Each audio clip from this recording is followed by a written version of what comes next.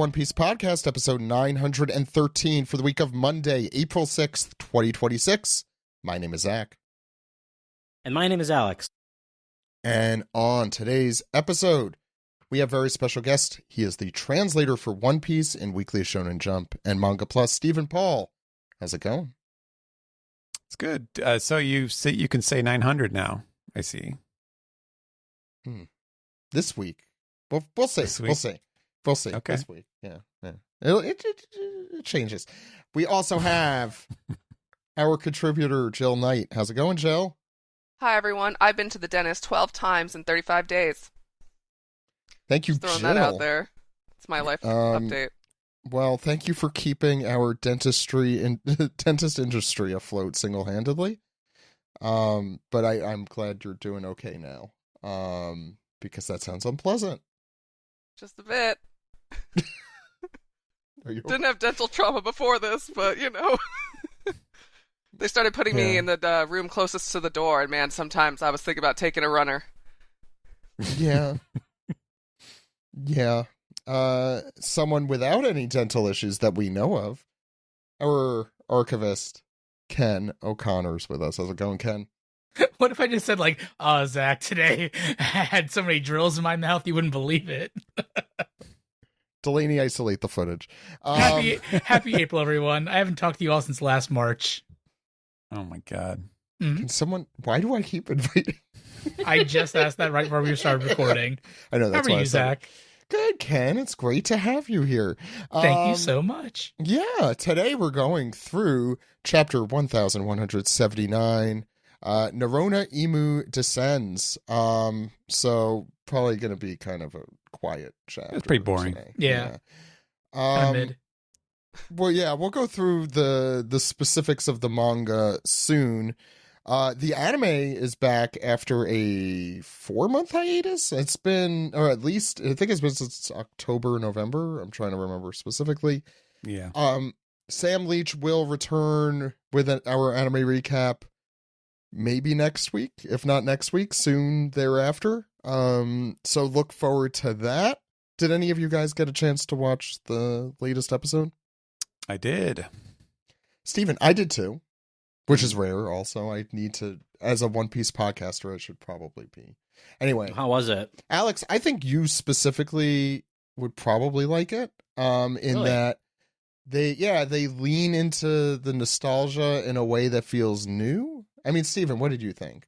I'm not sure. Yeah, well, it's kind of interesting because they hit a lot of the, like, in-between stuff. So, like, a lot of the episode is, like, what happened with Bartolomeo and Shanks and Blackbeard and Pudding and like all of these other scenes. So it is kind of like a table setter episode. There's not a ton of the Straw Hats, but you know, they start off with the scene at the end of Little Garden and like, you know, go ahead, onward to Elbaf, blah, blah, blah. And you know, they're all getting excited about it.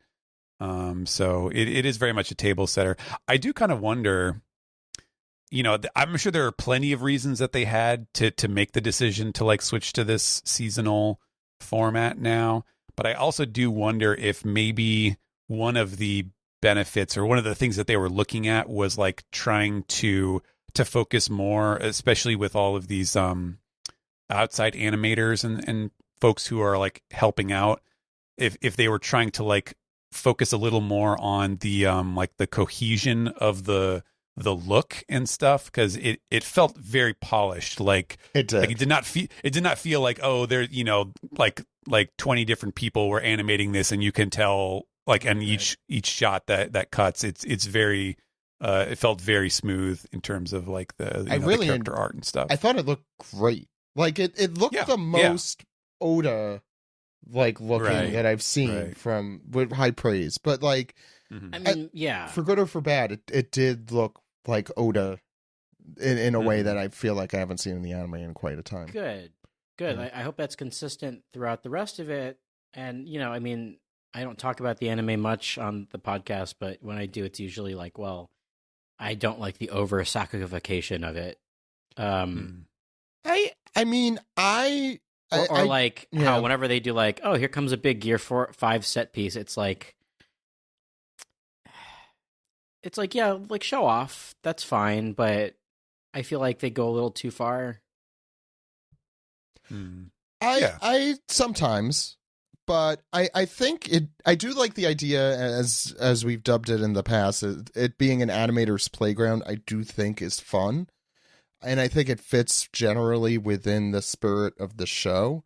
That's fine. I just want some consistency, and I think it. that with Egghead, I kind of like I watched it here and there, but it felt like really uneven to me at points. Yeah, at points. No, yeah. I get it. Yeah.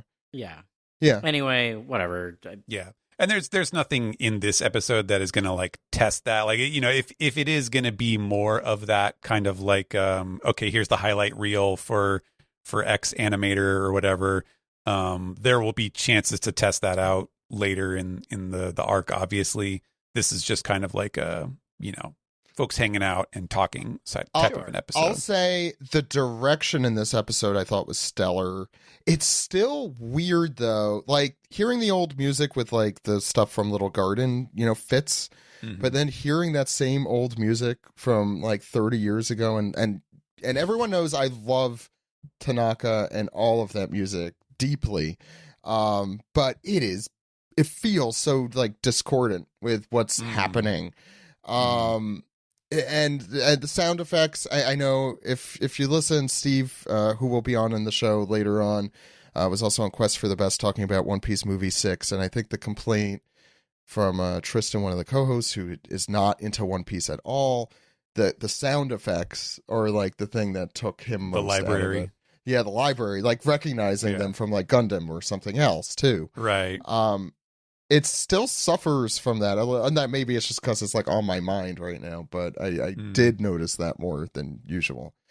I mean, that said, it was like the direction in particular was stellar. Like especially since I'm so manga saturated at the moment, like everything's literally black and white for me. So it's just like nice to see both the color or like the mood, the setting, like with the Blackbeard scene. Like in the dark, it's a very different. Yeah, I'm not. It used does, to that. and it does have. We're just gonna keep talking, spoiling all the stuff that happens in this episode, but they do end with like that little teaser of like Nami waking up, and it's like, oh, where are we? What is this Elbaf like place? And like seeing it in color, where it's like. It's very immediately obvious. And I mean, it was pretty easy to tell in the manga, but like looking at the anime too, like it just really hits you over the head of like, oh, these are Legos. Like she's in a Lego place because it's all colored and like you can see the details very clearly.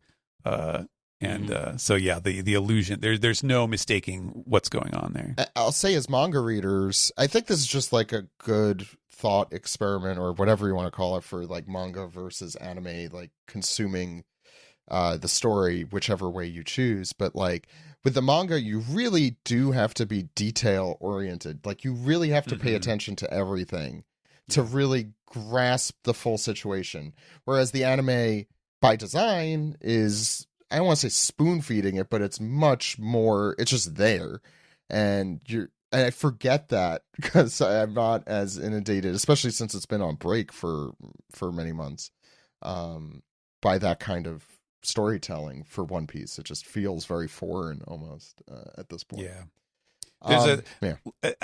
Oftentimes I feel, especially in this arc, I feel like we more than ever we've had these moments where like we're looking at the panel and we're like, is this detail, like are we focusing on something that is not like supposed to, like are we supposed to be like getting our magnifying glasses out and like trying to tell like what is going on with this character's limbs or whatever. And I just feel like that's something you just don't have to worry about with the anime because they go into each shot like knowing, okay, what is the detail that we're supposed to be focusing on in a way that like Oda just can't do apparently. And not only that in the anime, but if it is important, you'll get a flashback for it. When it's important, they'll like give you a 2-minute segment of what it was. I think Oda is writing the manga with that in mind, which does, I think, hurt the manga sometimes. And we've talked about this, I know. So I don't want to harp on it too much. There also was no opening or ending, like, actual... They had the opening theme, but they didn't actually include it in the episode, which was interesting. Maybe it wasn't done yet, or they just had a lot of content. Was it a longer episode? Like, did they No, I don't think it was. It was 23 Okay. minutes. No idea. Yeah. Interesting. Yeah. I I don't. like those cold opens. Well, it was a cold open, and then it never. There was Yeah. the open Right, never right. happened because I'm Right. like, oh, cool, a cold open. Yeah, this is great. It's just a cold show. Oh, yeah. It was a cold show. That's what it was. And it's just like, oh no, we're at the halfway point, and there's okay. No, it was. I was very impressed. Yeah. I wonder if the opening has a bunch of like Elbath imagery and like they don't want to spoil until like Oh, Elbath that's a proper is revealed. Yeah. Could Because be. if you see Elbath in the opening and Nami's in Legoland, there could be like, well, we've kind of spoiled the surprise for viewers who only watch the anime. Oh, That's they've never done bothered them that. before. No, ever. No, they can't No, spoil I- Robin's bangs. This is season 2 now. Who knows? Yeah. Dude, they spoiled Robin joining the crew. They would By never like spoil 20 Robin. episodes. Yeah. No. No, believe me, I get it, but I just can't think of another reason why they wouldn't have the opening part of this as the big return. I think it's because it's a big return, and they're like, let's do something kind of special. I'm I sure think we'll that's do what it was. The actual Yeah. opening Alright, that of makes the sense. episode. Yeah, or maybe they just legitimately did not finish it yet. Is possible, which would be we kind paid of this- funny. They had all these months. we paid this singer for 12 episodes, not 13. Ah, shit. Or even that. It No. could legitimately. That could be. That would be kind of funny though if they did air the opening, but it had like, oh shit, like when Oda doesn't finish a Yes. chapter, it had like just the pencil shading. Just or lyrics written. they've been like working studiously over the last like 6 months on this episode. It's like, Yeah, guys, shit, look, we're forgot the opening. we are really going to be like extra careful this time. We're going to make sure that it fits Oda's vision 1-to-1. So we're not going to finish some of the episodes. We're just going to like put some of the what is it called, the Ginga? I don't know what. I don't Genga? know what. Genga, yeah. I think it's Genga Yeah. you're thinking of. Yeah. Put Yeah, that One up. Piece will be off next week. Oh yeah, that would More really breaks. give the full. Yeah. Yeah. Speaking of, One Piece is off next week, right? Yes, it is. Yes, yeah. Before we get into the manga, we have some more very important news. I'm going to throw this one to Ken. Oh, boy. So go for it. All right. So if rumors are to be, I don't think this has been officially announced yet, but if we believe these rumors, there is a One Piece Popeyes crossover coming out April 13th nationwide here in the US. You can get such delicacies as Gum Gum Fruit Lemonade and Chopper's Cupcake. You know, we all know Chopper's Cupcake, famously from the manga. You can also get they have like 2 meals. There's the Luffy Bento Box, which is your choice of a side, and only 2 pieces of chicken, which goes against, I think, everything Luffy stands for. And then there's the Luffy Bento Bundle, which is the chicken, mac and cheese, the Gum Gum Fruit Lemonade, Chopper's Cupcake, and it's all in a special Popeyes One Piece like custom box. And yeah, again, this has not been officially announced yet, but everyone's been posting it, so it seems to be legit. Does anyone have any thoughts on this crossover? I can't wait to save my greasy custom box collector's item. I can't wait. Honestly, this sounds like Universal Studios food. I was just saying that. Yeah, 100%. Yeah, it doesn't sound great. Like I was saying before the show that the cup, there's an image going around of all the food from the crossover, and the Gum Gum Fruit Lemonade is in this really nice looking glass cup that has the devil fruit swirls all over it. And Jill politely crushed my dreams like, Ken, that's gonna be a plastic cup or a sleeve. It's not gonna be a glass. Yeah. No, I'm sorry. This isn't McDonald's from the 90s. We're not getting our commemorative cups here. I mean, I'm sure the Probably. chicken will be fine. It's Popeyes, like, whatever, but the cupcake is a little sus. The fact that like the chicken and the choice of side is not even One Piece theme. It's like, oh, it's just 2 pieces of chicken. Like they What couldn't would it even be? call it something. What would Like, the I One don't, Piece I don't theme know. be? Just call it something different. Like what's Meat the on the what's bone. what's the water meat Yeah. from Water meat. Water chicken. water chicken? That sounds Nobody's going to awful. want to. Nobody's going to want that. It That's didn't just even a look good in duck. the anime. Let's be real here. It looked pretty Chicken. bad in the anime. Chicken and chicken sauce. I mean, have you seen this Chopper's Cupcake? No one's gonna want this cupcake either. No, It's that just is the dry- worst looking it's- cupcake It's I've the ever seen in my driest life. looking. It's not even like a cupcake. It It's like does a look dry. It's like a flat, Well, like it I looks was like a saying- biscuit. I was Looks like a saying, biscuit with Alex, icing. before we were starting that I had a kosher for Passover cake, which are the worst. Never have. That's what it looks like. There's no greater sin I could bestow upon a baked good than that. Yeah, go ahead. I think a biscuit with icing is probably what it is, and honestly, I love Popeye's Well, biscuits. according so to fuck this, me it's up, a fam. strawberry cake topped with pink strawberry icing and white sprinkles. Yes, but actual cupcake may vary. Actual cupcake may vary. Yours may be a biscuit. I would We're love not to sure. see everyone take pictures of their cupcakes and compare. Please do. I'm intrigued. Oh man. Yeah, I think this is so funny to me, like this entire thing, because it's not live action branded. One, No. I feel like that would be the reason to do this. Well, Two, I think this isn't official, right? Like, so This could be a markup. this That could be a some- markup with. it could yeah. be, but I like, don't what know. if the person in charge of like at the test kitchen or whatever is like a weeb, and they're like, you know what, I love One Piece. It's peak. It's Yeah. what other YouTubers are saying these days? Peak.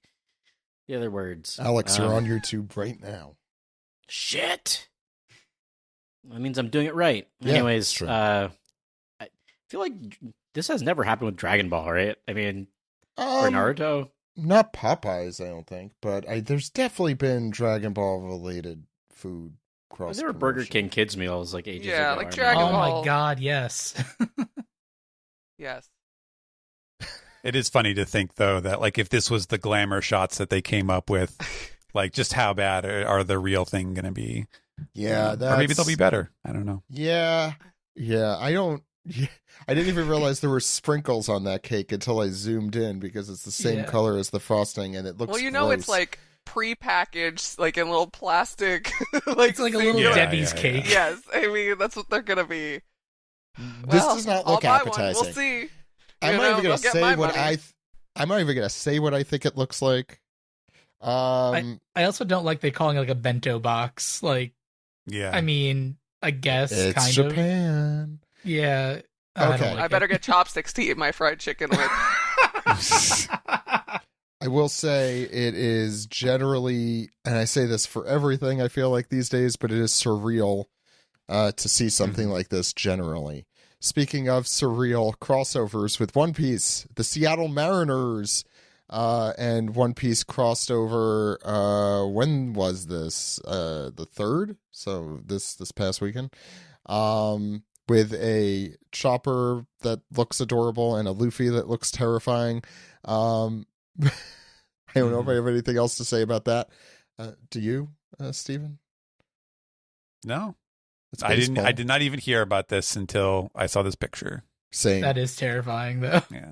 That Luffy, it's just a Luffy mask. It's a guy in a Luffy No, it's mask. a it's a full body suit. Yeah, I it's a looked whole at it. suit. Yeah. They His should arms just have like get the a guy. seam. That's it goes much down to the worse. feet. That's Yeah. much worse. Oh my You know, god. I will say that this effort to bring One Piece over to America in ways other than the anime and manga is really baffling to me. Yes. Like sports events and Popeyes, like it's really weird. I'm not.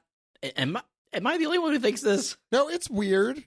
It's not. I don't know if it's bad. I don't know if it's Not misguided. bad. It's baffling. but it is It's just baffling. yeah. Yes. You can really see the like. Okay, here's like the branding meetings that they're having where like these different companies are like, okay, well, we need a promotional thing for this week or this half of the month. And they're like, all right, what is happening in the end of March, like early April? And like, okay, well, Netflix is doing a big push for this one show, so I guess we'll just do this because this is the biggest. Like they cross the graph crosses the line at this point, so we'll just do a One Piece collab or something, and that's just how you get these really bizarre, like completely tone deaf promotions, cross promotions. I don't know. It's a strange world. Less baffling. We want to let everyone know that we have interviews up now with the live action cast of the One Piece live action show from Netflix, including we have Mikaela Hoover, who plays Chopper. We had Brendan Sean Murray on as well, who plays Brogy, and most recently Mark Harelik on the show. And if you have not listened to that interview, that's a really fun one. I hope you all enjoy it. Watch that one on YouTube. There's a bonus at the end. You can watch all of them, but yes, on YouTube there is a bonus visual thing, so you could join us for that.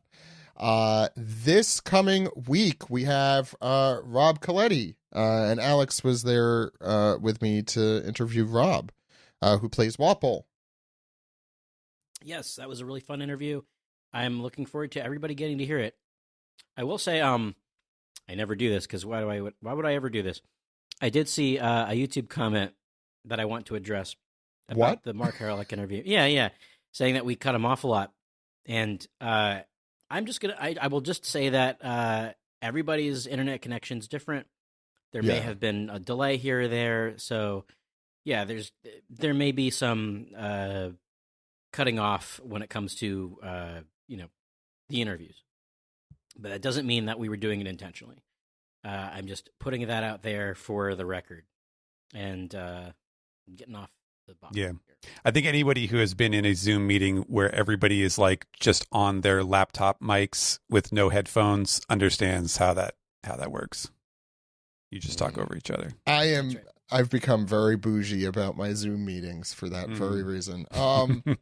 I'm the internet commenter usually. To be fair, someone responded and said, I was surprised how little they interrupted considering it was 5 people in a Zoom and like in a Zoom call. And to that person, I said, thank you.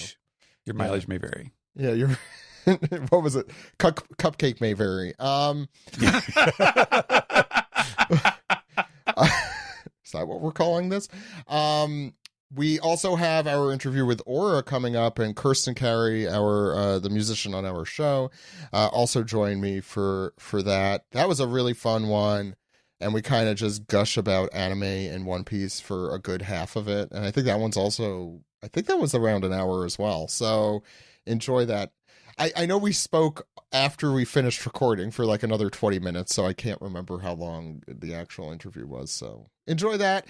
And we haven't recorded it as we sit here today, but our interview with the folks at Frame Store who do the VFX for the One Piece live action, that's coming in a few weeks as well. You could also find more One Piece podcast content besides the 913 episodes, or 913 episodes, as Stephen would like me to say, on this main feed. If you go to patreon.com/One Piece podcast, I don't believe the latest sticker of the month crew poll has come out yet, right, Ken? Do you know? Not yet, no. Yeah, but it will be this week, I believe. Maybe Steve will have information if and when he joins us soon. You could also subscribe, though, and get early access to our OPLA episodes. You get ad-free and ad-free and extended episodes of this podcast, as well as alternate images and alternate titles from our amazing artists. So please subscribe. What are you waiting for? I think that's everything. Happy birthday to Usopp, Jinbei, and Brooke. But with that out of the way, let's move on into the manga.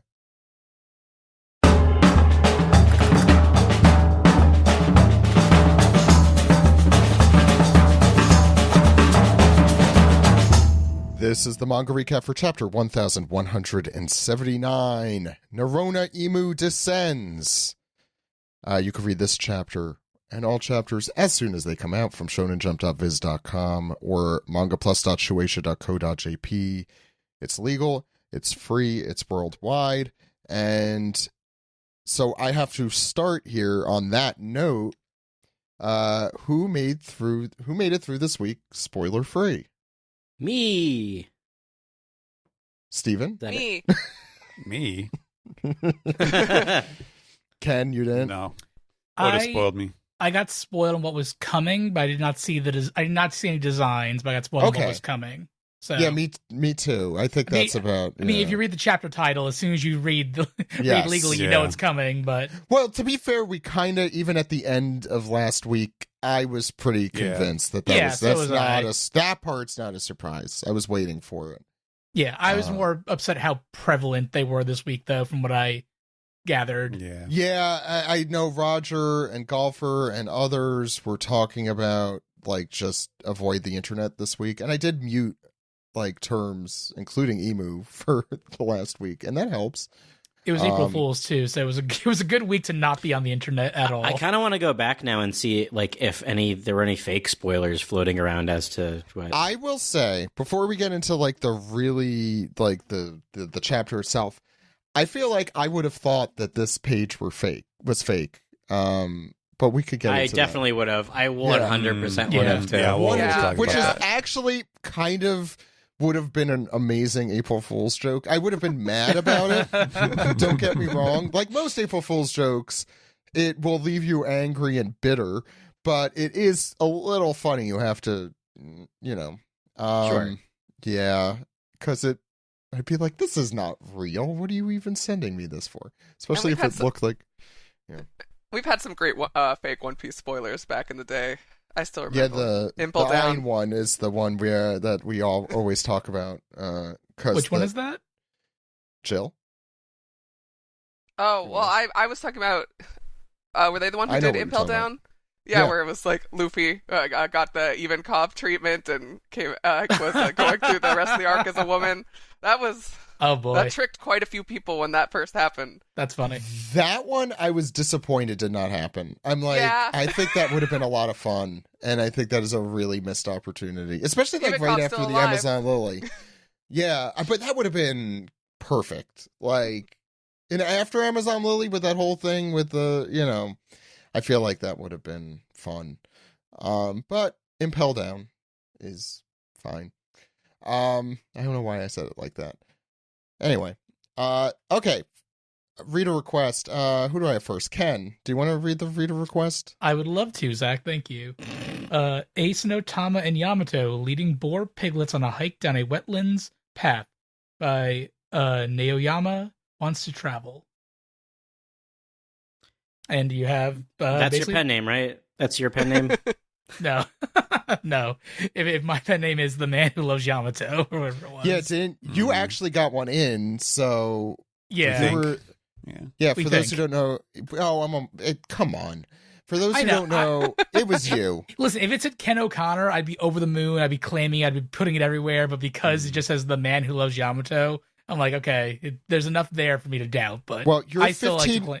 Your 15 minutes of fame is 100% the fact that Ken is the person behind Robin playing chess with the Straw Hats color spread, which is like a favorite color spread, I think, of the modern era. So absolutely, you should absolutely take all the credit for it, including the art. But yeah, thoughts on the Mountain God and his kids, I guess. Good to see him, I guess. Yeah. Ace wants to eat that pig. He's going to eat that pig. He's like, ooh, nugget. Oh, I can't wait to eat that monkey. He's got a hat on a hat, too. Ace should have a southern accent in this little situation here. Yeah, the freckles. Is that Otama waving like a little flag in the background, like follow this way, kind of guess? Yeah. It looks like the on straw a hike, hat. Yeah. Is that a straw hat flag? It looks like it. It looks. You can see like the hat and the bones. Yeah. Okay, so let me point up my glasses here, and that's impossible. She can't have a straw hat flag. And Ace also being alive, that doesn't make any sense. I didn't even think of that. Someone should have gotten fired for that blunder. Yamato's too short. Yeah. Oh, boy. That's actually true, yeah. Yeah, Yamato should be towering over Ace. Yamato standing in a large hole. I can see the foot. It's just forced perspective. Yeah. Also, the mountain god tree bigger than two. Yeah, Yamato's just all the way in the distance. You can't tell because he's not, but he is. Peter Jackson filmed this. I was about to say that's how they filmed Gandalf. Yeah. That's how they filmed. Yeah. Yeah, and that's not Otama. That's a full-grown man wearing a bodysuit, like Mariner's. Actual Otama may vary. Ken, your thoughts on Yamato? Just generally. I love Yamato. That's no surprise. I'm realizing that Oda draws Yamato eating a lot recently, like between this and the sweet potato color spread they had, and during the the Yamato cover story, they were always eating something. I'm noting that Yamato's it gives him like the attitude, you know. Oh, absolutely. Yeah, that's something about why. like It's like, it's look like at me, I'm Odin, I'm Eden. It's the whole Wano for food is, freedom thing. True, Yes. true, So true. That's a good point. The pose and just like the composition with Yamato makes it look like it's like a travel brochure or something. Like, come see Wano. We Wish have you were here. boars. visit Curry. Yeah. Now with 100% less Kaido. Come to Wano where we'll bore you. Oh, that's good. Ooh, You'll that's never good. be bored in Curry. You'll in never- Wano. No, you will be. And you'll be bored and gored. Okay. Let's start the chapter. I apologize for all of that. I don't. Don't Profusely. apologize. It's great. No, This is I'm good. This is good apologizing. stuff. No, it wasn't. It wasn't. Okay, let's get into this then. We start off here on the first page with the silhouette of Imu, and the elders over the phone are like, "Great, Imu, did I hear that right?" And we are in Sacred Mary Joa in the Hall of Power, and the elders are like, "You don't mean to go to Elbaf, do you? Please don't do this. You mustn't descend to the lower world." And Garling enters the room. "Do not be so smug and secure. Do you think that the Holy Land can remain safe forever?" And they're like, "Garling." And Garling continues, "With Shamrock's return, it seems that the situation is quelled, but the lower world's plan to starve us still continues. Dignity and power will not fill our stomachs. What can we do on our own?" And Garland continues, "What we need right now is the military might to keep the rest of the world under our thumb. And then there's the former Navy headquarters." And Garling's cut off by a click. And we hear, "Garling, where's all the food? This isn't very celestial dragony of you." And we see York. York is now located in the Labo Phase power plant, which has now been relocated to Mary Joa. I don't know if they took the entire lab from Egghead here, or this is a brand new one. But the Mother Flame is in the tank in the background. And Garling is lecturing York over the phone. "I warned you about this, York. The Holy Land is under a food shortage, and one of the things that can break the siege is the Mother Flame. If you want to live like a celestial dragon, then hurry up and produce energy for us." "But I'm hungry," as York just flails on the ground. I'm very happy to see York, by the way. And she continues, "This wasn't part of the deal." And then back to Garling. "Needless to say, your original form, Vegapunk, is one of the rebellious forces arrayed against us. Consider this way for you to take responsibility for yourself." And as she starts to scream, Garling just clicks and hangs up on her. Well, sucks to suck.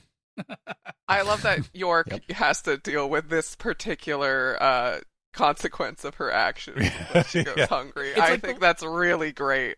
It's like the one thing that she was excited about was all the food, and it's the one thing that the Revolutionary Army has taken away from the Celestial Dragons. Do you think he was like out of the room because he was like waxing his beard at that moment? Absolutely. He had to freshen it up. Totally. Yeah. And he was listening at the door too for like when it was like a good moment to step in. I feel like this convinced. is, you know what? He's like Kramer, because I feel like the only times he ever shows up to this room is like he just bursts open and he's like, "Hey, buddy," and he just starts eating cereal out of the fucking box. I like the last couple, like the only Kramer. he's the one Kramer. Yeah, there it is. Yeah, Sorry, go ahead. so he's the one celestial dragon that doesn't. I'm sorry, the one fifth elder, I guess, who doesn't just sit around doing nothing and waiting for shit to happen. He just he's going over there making deals with his friend Bob Sacamano and You're making my day.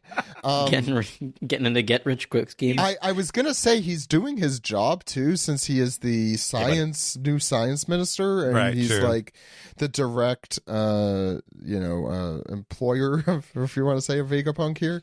So, funny. He does feel like that new hire at work who's like overly like ambitious. Like, I'm gonna do everything I can for this company. I'm gonna do so great. And therefore, like we do not have this energy anymore. No, I agree with the second part in particular, but I think he also brings the energy of, I'm new here and I know what the fuck I'm doing. Like, I was hired because I'm the guy who's going to fix this place. Gonna get shit done. As the walls crumble around. That's a Garling guarantee. This is our too little too late hire. Yeah. He gets a really good bonus. Meanwhile, the cashiers can't pay their wage. Yeah. This is what happens when you have old people at the helm at all times. By the way, York, like, this some is slightly just younger people in there. This freak out, and Alex, you'll see soon in your life, is just toddlerhood. Like, Jesus Christ, is it just really toddlerhood? It's even the way you spelled hungry, Stephen, there. Also, that's genius. Yeah. Yes, I'm hungry. I could feel the urge not to spell hungry. I wanted yellow cheese, not white cheese. Why are Alex, you doing if you think this about to me, it, Garling? Garling is much younger hire than these guys. He is the new young hire. He is the young. He is, yeah. Bring your York to work day. Bring your York to work. That's what's happened here. When he's not in the room, the other four are complaining, "Oh, this young whippersnapper." I don't understand his slang. He thinks he's so high and mighty because he only gets to drink Metamucil to quell his ailments. You're on fire today. Jesus Christ! I'm having a very good time with this chapter. With the Metamucil jokes, that's not very celestial dragony of you. Yeah, it's very celestial. York just has to just chill until April 13th. You can get your 2-piece chicken and your choice of sides. York's cupcake may vary. All right. So Garling takes a seat here and says, it's been one disaster after another. And it all started after the arrival of Nika. Is it coincidence or fate? As the others watch in silence. And then Jupiter says, be that as it may, great Emu, you should not leave Pangaea Castle. As we see in the Chamber of Flowers, which I don't think I ever noticed that it there's like a floor there. I thought it was always just a field, like a grass field. I don't know. Maybe that's just a detail that I missed. But Emu walks silently through the room as I want to note that Emu's quote unquote crown, or we never really find out what that is, but it grew 3 sizes that day. Yeah. That's a long ass crown. Maybe it's like Beaker's hair. Wow.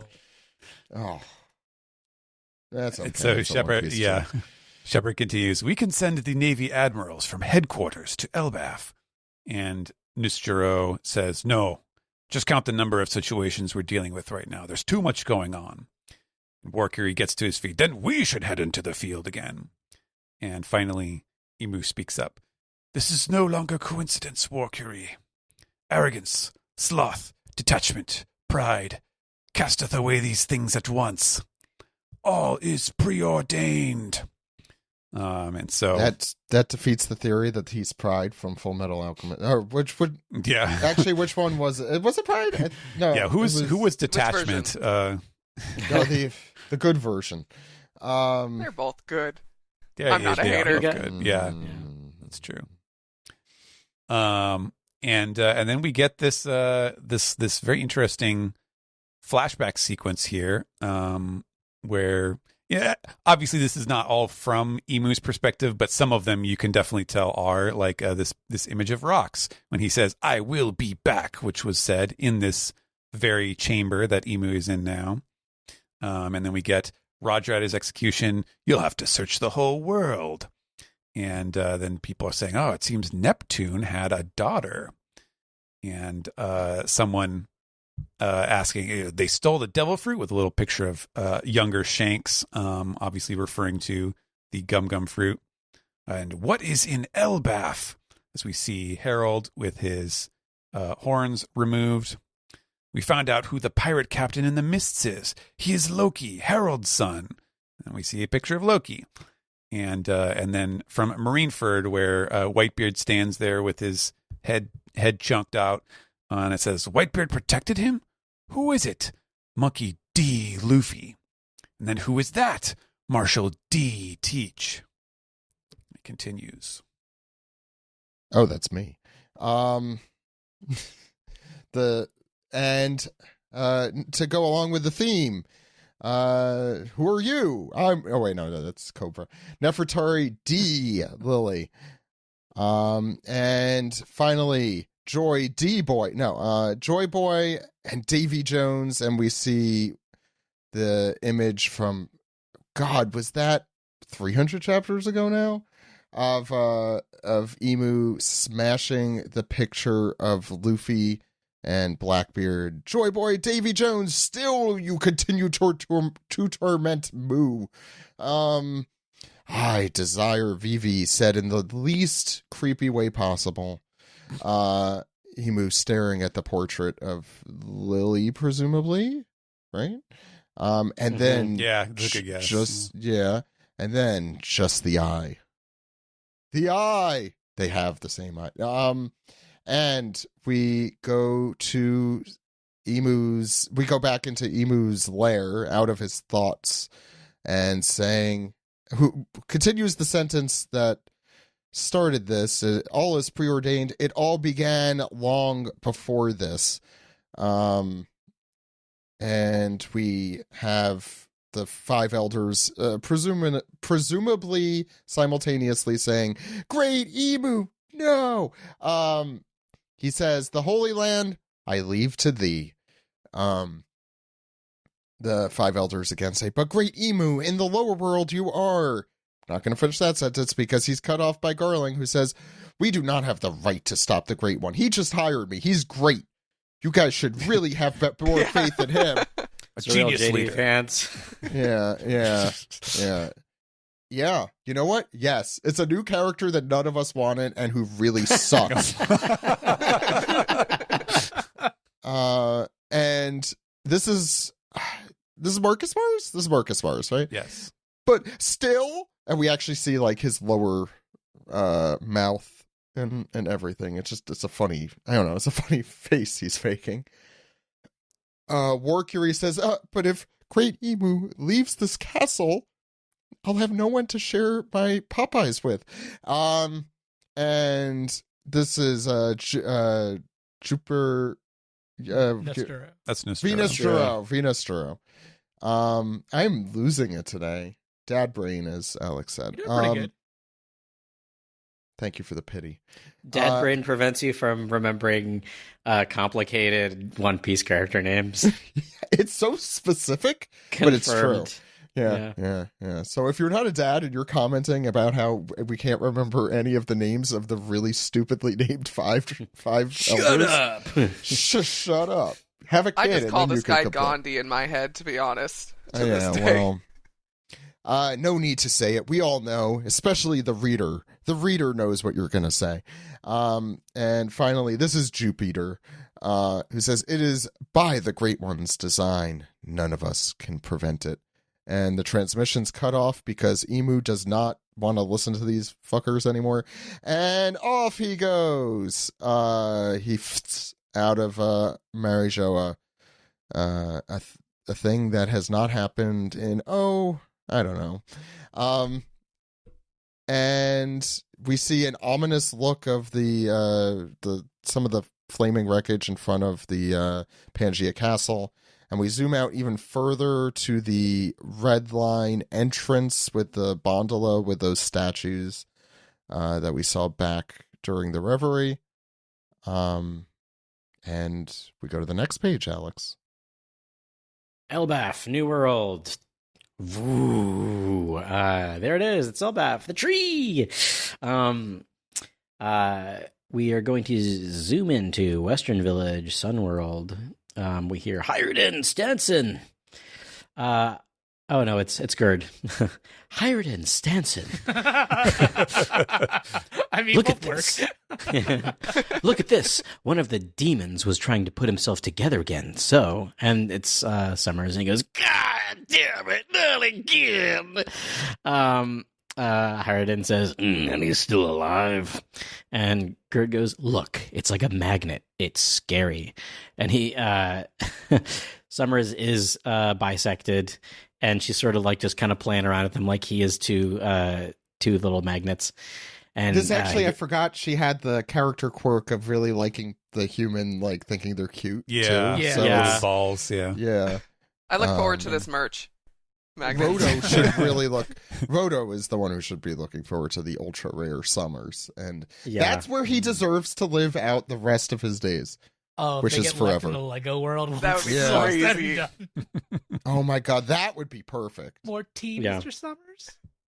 My name is Mrs. Nesbit. So, she says it's scary, and he goes, "Not as scary as you," which is funny considering how the worm has turned, Summers. And she's kind of squeezing him by the head there and dangling him, and he says, "You said your name was Gerd. I'll remember that. You better watch yourself, because I'll personally see to it that you experience a miserable death, you wretch." And Goldberg just sort of nonchalantly goes, "You should look at this too." And it's that little heart that we see in the last chapter that we had no idea what the fuck was going on with it. It goes bum bum bum bum bum bum. And Zoro and Hiruden look at it very pensively, and we zoom in on it and confirmed a steel heart. And Zoro says, "Does that mean if we destroy this, they won't be able to go back to normal?" And I think he hit the nail on the head, judging by the next panel. Such a good where Why do you say that? Summers has this really scared yeep The worst face If fall. this idiot could figure it, if this idiot could figure it out, I'm fucked. Well, it's so funny because Zoro's main, his main brain thing is just, so if we kill it, Can I cut this? So if I cut this, if I cut this, and Zoro can cut steel, 100%. so He's that'll great at that. work. Yeah, It's funny, Stephen, what you were saying earlier before that we started the chapter with how like the anime, like things are much more clear in the anime than they are in the manga. Like last week we saw the heart and we didn't think anything of it really, but I think if you're an anime watcher and they see that scene, it'll clearly be a metal mechanical heart. It'll be much more obvious. Yeah. Because I didn't get that at all last week. That it was a same. steel heart. I also thought that like for some reason it belonged in his head because it looked like the two We pieces of mentioned the head Yeah. snapped into place with. I'm like, so is that his brain? Yeah, he's like the Iron Giant putting himself back together. Yeah, I mean they kind of are. I think it was obvious They all personally that it had some import, but it was not clear. Like, oh, we just kill that and it's over. Okay, cool. Mm-hmm. It is Now really it's pretty funny obvious. that, like, because of the scale of the giants, when Oda has smaller panels to work with, like, he regularly has to have them acting like brand spokespersons that are, like, holding the thing up right in front of the camera. Oh my god! Like, in a really obvious way. Oh my god, that's With amazing. both of them, yeah. Yes, Popeye's more. cupcake is like really small in his hand. Yeah. It's like they're doing the Wayne's World thing when they did the holds up the Pepsi and all that, the taste of a generation. Yeah. Well, I guess those photoshoppers out there have a lot of work cut out for them here. Indeed. Alex. Meanwhile, by the Walrus School, we hear Usopp Brook hanging there.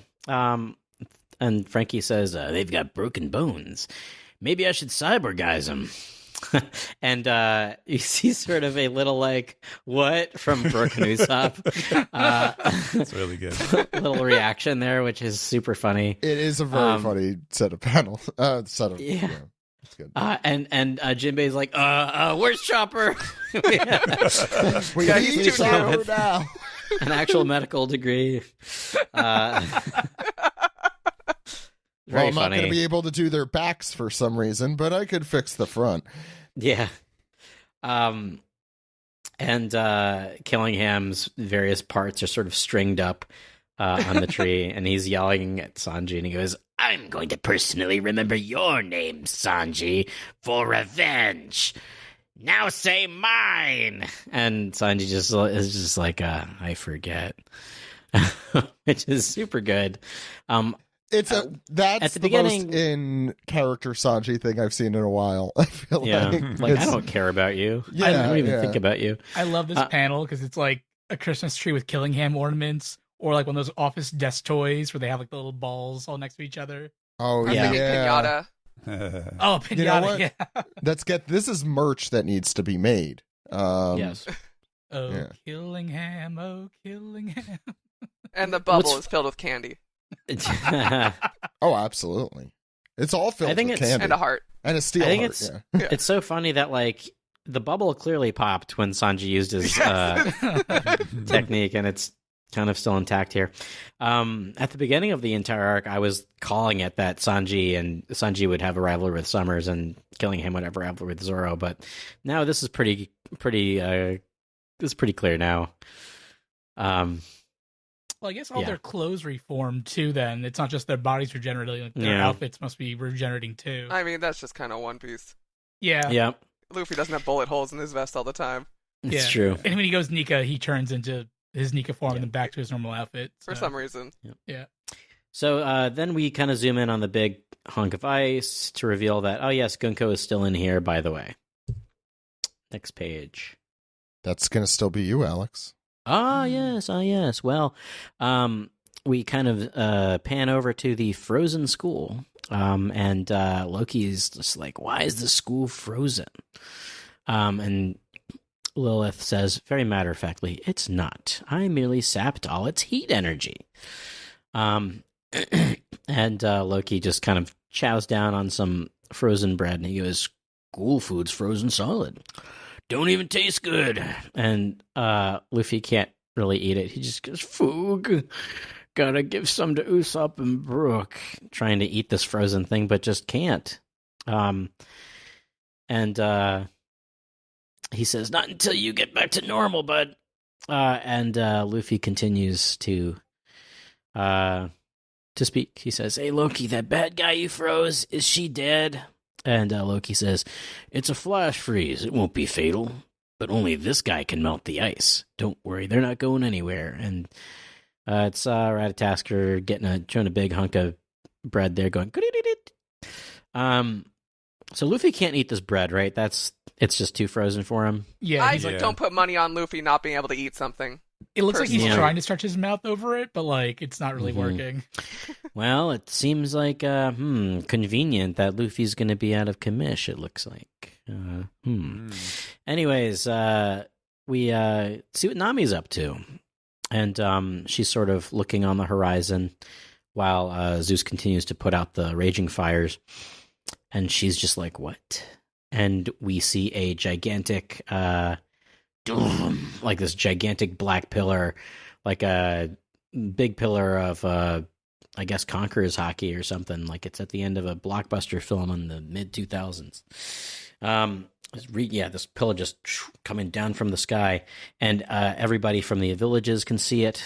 They comment, what's that? That ain't just black smoke. And we see 3 more, I guess, of these pillars kind of come down, which is interesting. I guess we'll figure out what the deal is with those at some point. But in the next panel. In the next next panel. Right. Oh, yes. I'm a moron.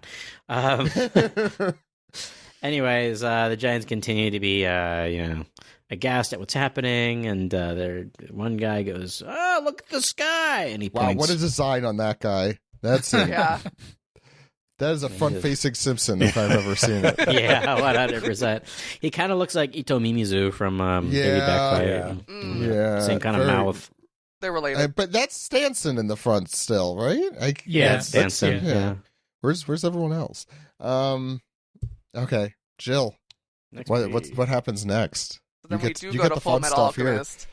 Yeah. As a giant magic circle. Full Metal Alchemist. Full Metal Alchemist. Elbaf Independence Day. Gay rat wedding. Gay rat wedding. Wow. A 7-year. I can't believe that's 7 years old. Please.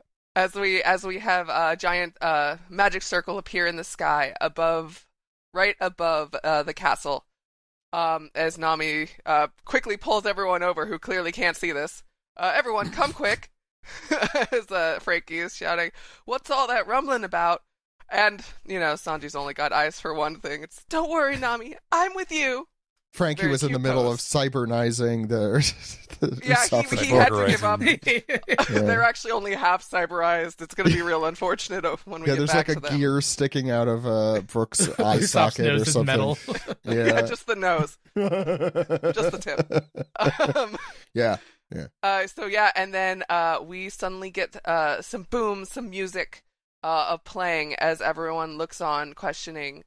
As we get some booms, and then some dororon as shockingly houses start coming to life. Very reminiscent of Big Mom, yet creepier. Somehow creepier. Steven, is there any I was gonna say reason for the rhyme? Is there like any beat that's discernible here specifically? No, not And really. if so, but can you sing it? Can I throw in a joke? Go ahead. okay. Boom, No. bum, bum, bum, bum, bum, bum, bum, bum, bum, bum, bum, bum, bum, bum, my Nerona. Oh, very good. That's not bad. I didn't know where you were going Thank with you. that. Yeah, me neither. Yeah.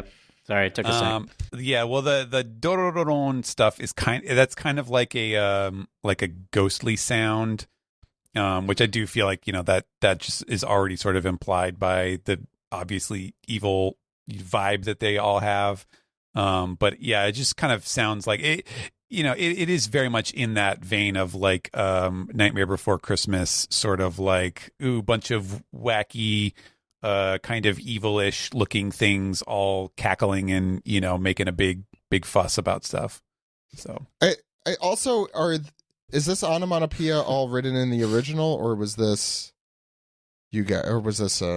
oh, you mean did we have to put a font in there? No, because I know Oda sometimes writes in English some of the onomatopoeia. No, right? no, none of that is. Okay. Yeah. Am So- I just making that up that happens ever? Yes, A quick glance, yes, you it are. looks Oh, okay. At quick glance, it looks like they're just saying names of manga. Do-do-do-do. Yeah, Da, I was looking at that. da. Yeah, like, Bo, bo, bo, bo, bo. yeah, where's Bo, bo, bo, bo, There's bo? bo, bo, bo, Where's bo. Gig? Yeah. Oh, Dodon's here. Oh, Don. Yeah, there it is. I'm glad to see Dodon making a comeback. I assume that was on Okay. purpose. Stephen did this intentionally, I assume. They're having a house party. Or a house Ah. party too. One of these Anyway, trees has chill. wings too. They all. Oh, you're just them. Yeah, just that one. Yeah. Yeah.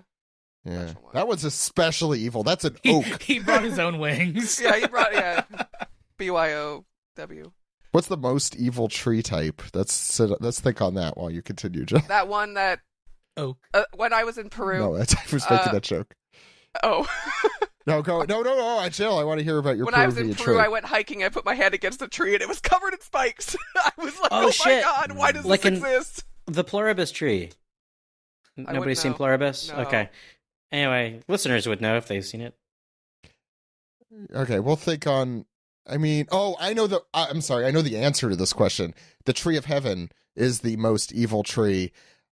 We had one. Apparently, what happens is it attracts all the invasive species around, and the spotted lanternfly particularly. It eats the bark, turns it into a weird black tar, and attracts all the yellow jackets in the area. So that's my answer for most evil tree. Jill, sorry, go ahead.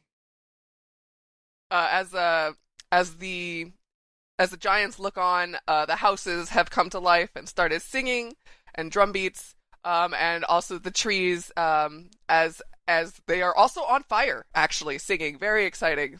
I guess this beat must be fire. As they go, even the forest. Is this someone else's power? I mean, that's a stupid question, bro. Let's be real here. Well, we don't know who said it. It was probably someone stupid. Yeah, Could be someone real natural dumb. causes. Yeah, you're right. Maybe Much the like trees global are warming, naturally this is singing. cyclical, and this is natural to happen. The trees have always been singing. The just walls couldn't will hear ooze them. green slime. Oh, they always do that. As a giant, basically like a circle of black flames seems to be burning around the castle. As the beat continues, and then on the next page, a giant bolt of black hockey appears from the sky directly into the castle, and there's like a huge impact that sweeps people away, and the weaker, like the children, are collapsing with foaming mouths. I That's didn't for notice hockey.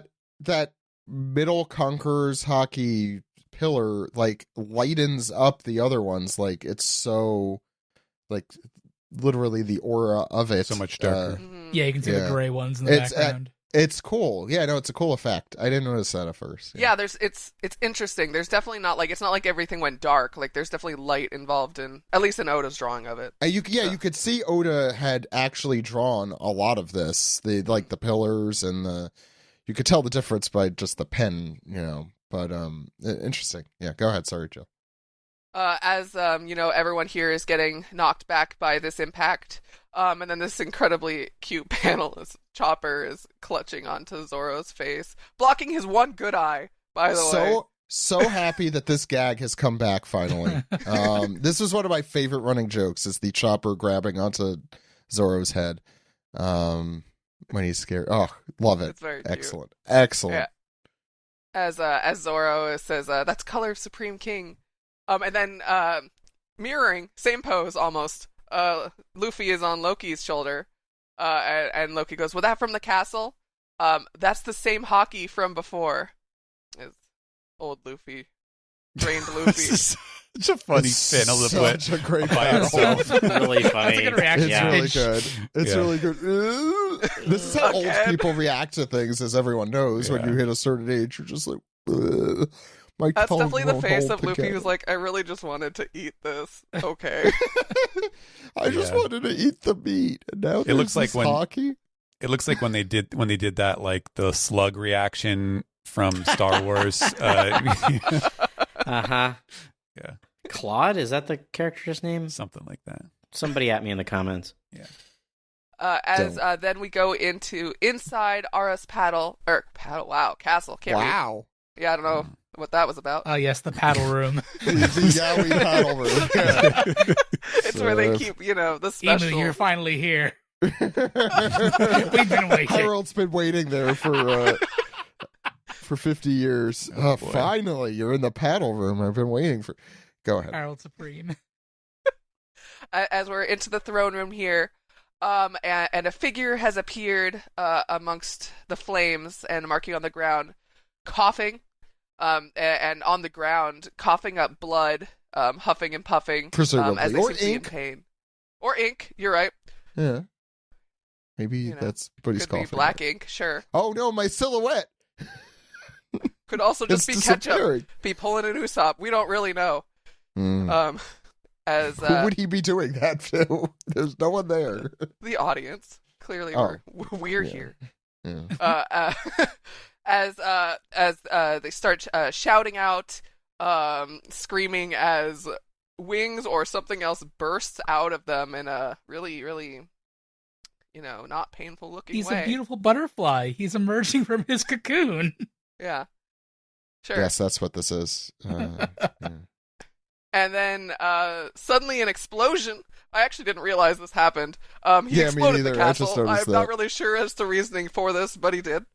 And When you're evil, sometimes butterflies just do always it. explode. when they fly Butterflies- out of their oh. cocoons.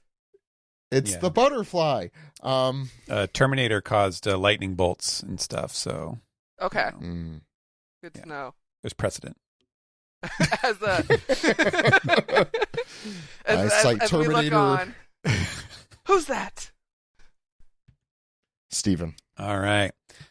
Okay, I'm gonna have to paint you a word picture here to do this set of pages justice. So first we get the furthest we pull back yet, just kind of depicting the entirety of the scene here, and it's cool because there's no actual like black surfaces; they're all just hatched. So you get the clouds overhead and the pillars of darkness that are all around the castle, and there's fire and the woods and the smoke and the clouds and everything, and it all looks very grim. And then we see some more of the houses and the trees, which are kind of like, it's almost like they're half transformed into evil. They're like dark chocolate dipped cookies or something. Mm. And the two people here who would recognize this person apparently are Killingham and Summers, who react, "Great One? You mean in person?" So they are shocked. They recognize what this stands for, apparently. And the crowd in the village, meanwhile, is saying, someone's up there on top of the castle. And so you can kind of see in this panel, and then in the top one, very small, that like one of the side spires is still intact, not the big one that blew up. But this is where the figure is now resting atop this little needle point, who is silent. And then we get a don, and it's like it's not a close up. It's kind of like a medium distance shot. And so it is actually kind of hard to make out some of these details, but we do have the Oda scroll here that says, "Creator of the world government, one of the first 20, power the devil's fruit." And it seems like we have a figure with dark skin. It is dark skin and light hair, white hair. It's very much like Lunarians, like King, with horns, curved horns, and seems to be shirtless, but with some kind of like tattoos or markings, little dots all over his body. And the fact that he doesn't have a shirt means it's probably male. You can't be sure. I don't actually see any wings, which is odd. There's like a cape. He's wearing a cape. I was thinking of that too. Yeah. Yeah, with some that kind symbol. of That's the some kind symbol. of yeah. insignia on it. Do you recognize? So that's the covenant symbol, the highest level covenant. It was. I remember it was the horned. Right. Yeah, and it was the That's horn right. with like the cross. Oh, I didn't get that. Bones. With the with the world government style symbol. Shit. Yeah. Interesting. Yeah, but he's got a big old wrestling championship belt. And what do you even call that weapon? He's got some. I'm kind of going down. He's got some poofy pants. Poofy pants. There's something. This might be his tail. There's a couple different like sort of trailing, circular things rotating around his feet and around the top of this spire thing, and I think maybe some of them are his tail. I think that looks like Gunko's arrow, doesn't it? Just circled around. Yeah, well, I mean, I think Gunko's arrow is the tail of or I mean, at least the visual motif is the same, because we definitely saw the arrow, the pointy, the pointy devil tail in the throne room in Mary Joa with that's with Cobra. Hell's Cobra. Yeah. But yeah, he's got some kind of like a polearm weapon that is very long, and it has a very strange, like sort of zigzag blade. It looks a little bit like Whitebeard's weapon, but kind of more sinister, a little more unnecessary. Yeah, a little more extra, for sure. He's got some skulls on that, on like the little tail, swivelly thing. And then, of course, there are like dark clouds that they basically look like the inverse of Luffy's clouds. And then there's like a halo or some kind of a floating effect with a bunch of very creepy staring eyes, which are very familiar. That's probably my favorite of the motifs. It's like that is cool. Yeah, it's like the godly scarf thing. Well, it's again, which I'm being annoying about it. But which Full Metal Alchemist sin was it again? Who in Brotherhood? Pride? It is Pride? Okay. I think I'm mixing up my Full Metal Alchemists is the problem. But yeah, that was I've like kind of always hoped it was just like, oh, it's just Pride's thing, because that is such a cool and crazy power in that series. And it might still be. But yeah, go ahead, sorry. Yes. And so I think, and of course there's a couple of crackles of hockey, naturally. And then we get one more slice here, vertical slice, a very close up view of King of the World, Saint Nerona Imu. And we can now see, of course, the signature eye Although he's got a bit of an emo hair thing here, where you can only see one of them. And then he's got these very, I'm sure there were many other people who were like, oh, this is like Breath of the Wild or like Tears of the Kingdom That's what style. I thought. Yeah, literally like on the arm. Right, the sort of like tattoo marking Shit, motifs. why didn't I get that? I just played that. He's like, I have few months 1,000 ago. hours in Tears of the Kingdom. Get Dad up ran on a it. level. Dad Ram. Dad brain. Yeah, oh wow, Yeah. that really is. And I do love that particular motif, so I'll say that. Yeah, and it's that's a neat. also 20th Century Boys ish. Oh, with the eye, yeah, with for the sure. eye. Friend? Yeah. Yeah. Friend. Oh, He's yeah. got, like, Who creepy. Dots all over his body. Yes, the dots Yeah, are. the dots. more than the actual whale shark who should have them, I feel like. Yeah. I've got a theory on that. Yeah. Okay. we'll get there. And then of course we do also see a little drip of presumably blood or some kind of Ink. life There's silhouette. life-giving Some bodily fluid. Just ate a cheeseburger. fluid. Yeah. Well, that no, he's was got a tasty you know, cheeseburger. And the Can blood I that he have coughed up, cheeseburger? I guess. Can I have blood burger? Wait, I think that's the blood that he coughs up in the previous page, I guess, because he's got the consumption. Yeah. Can I has Luffy bent? Can I has blood burger? Yeah. Can I has Luffy Bento? Emu. Yeah. Descended for Popeyes. Can I That have some cupcake did not Popeyes? satisfy you. Oh man. Wow. Yeah. Wow. Wait And a it should be said Imagine the too. commercials. Alex, why Since- don't people take us seriously? And since we haven't know. said it yet, we should probably point out. Oh no, he is hot. Did you say his name, the full name and everything? Yes. I forget. Yes. Okay. Yeah. Oh no, he is hot. He's hot. I was saying before, how many times have we had reveals of people's faces where we're like, "Oh shit, he's hot," like A as lot. the reveal. King is the first one that comes to mind because that was a big one. Mhm. And that was our episode title and image at the time, I think. Steven, I mean, you can't forget Duval. Mhm. Oh, Steven- the hottest one of all. Yeah. what pre getting kicked in the face or Yes. Wanze too also. Yeah, they're both hot. I- Extremely, extremely sexy. Yes. Steven, you were the first one I assume to see this out of us. Mhm. Yes. Can I hear all about your story and your initial thoughts? Start from the beginning. My initial thought was like, oh, I didn't expect this.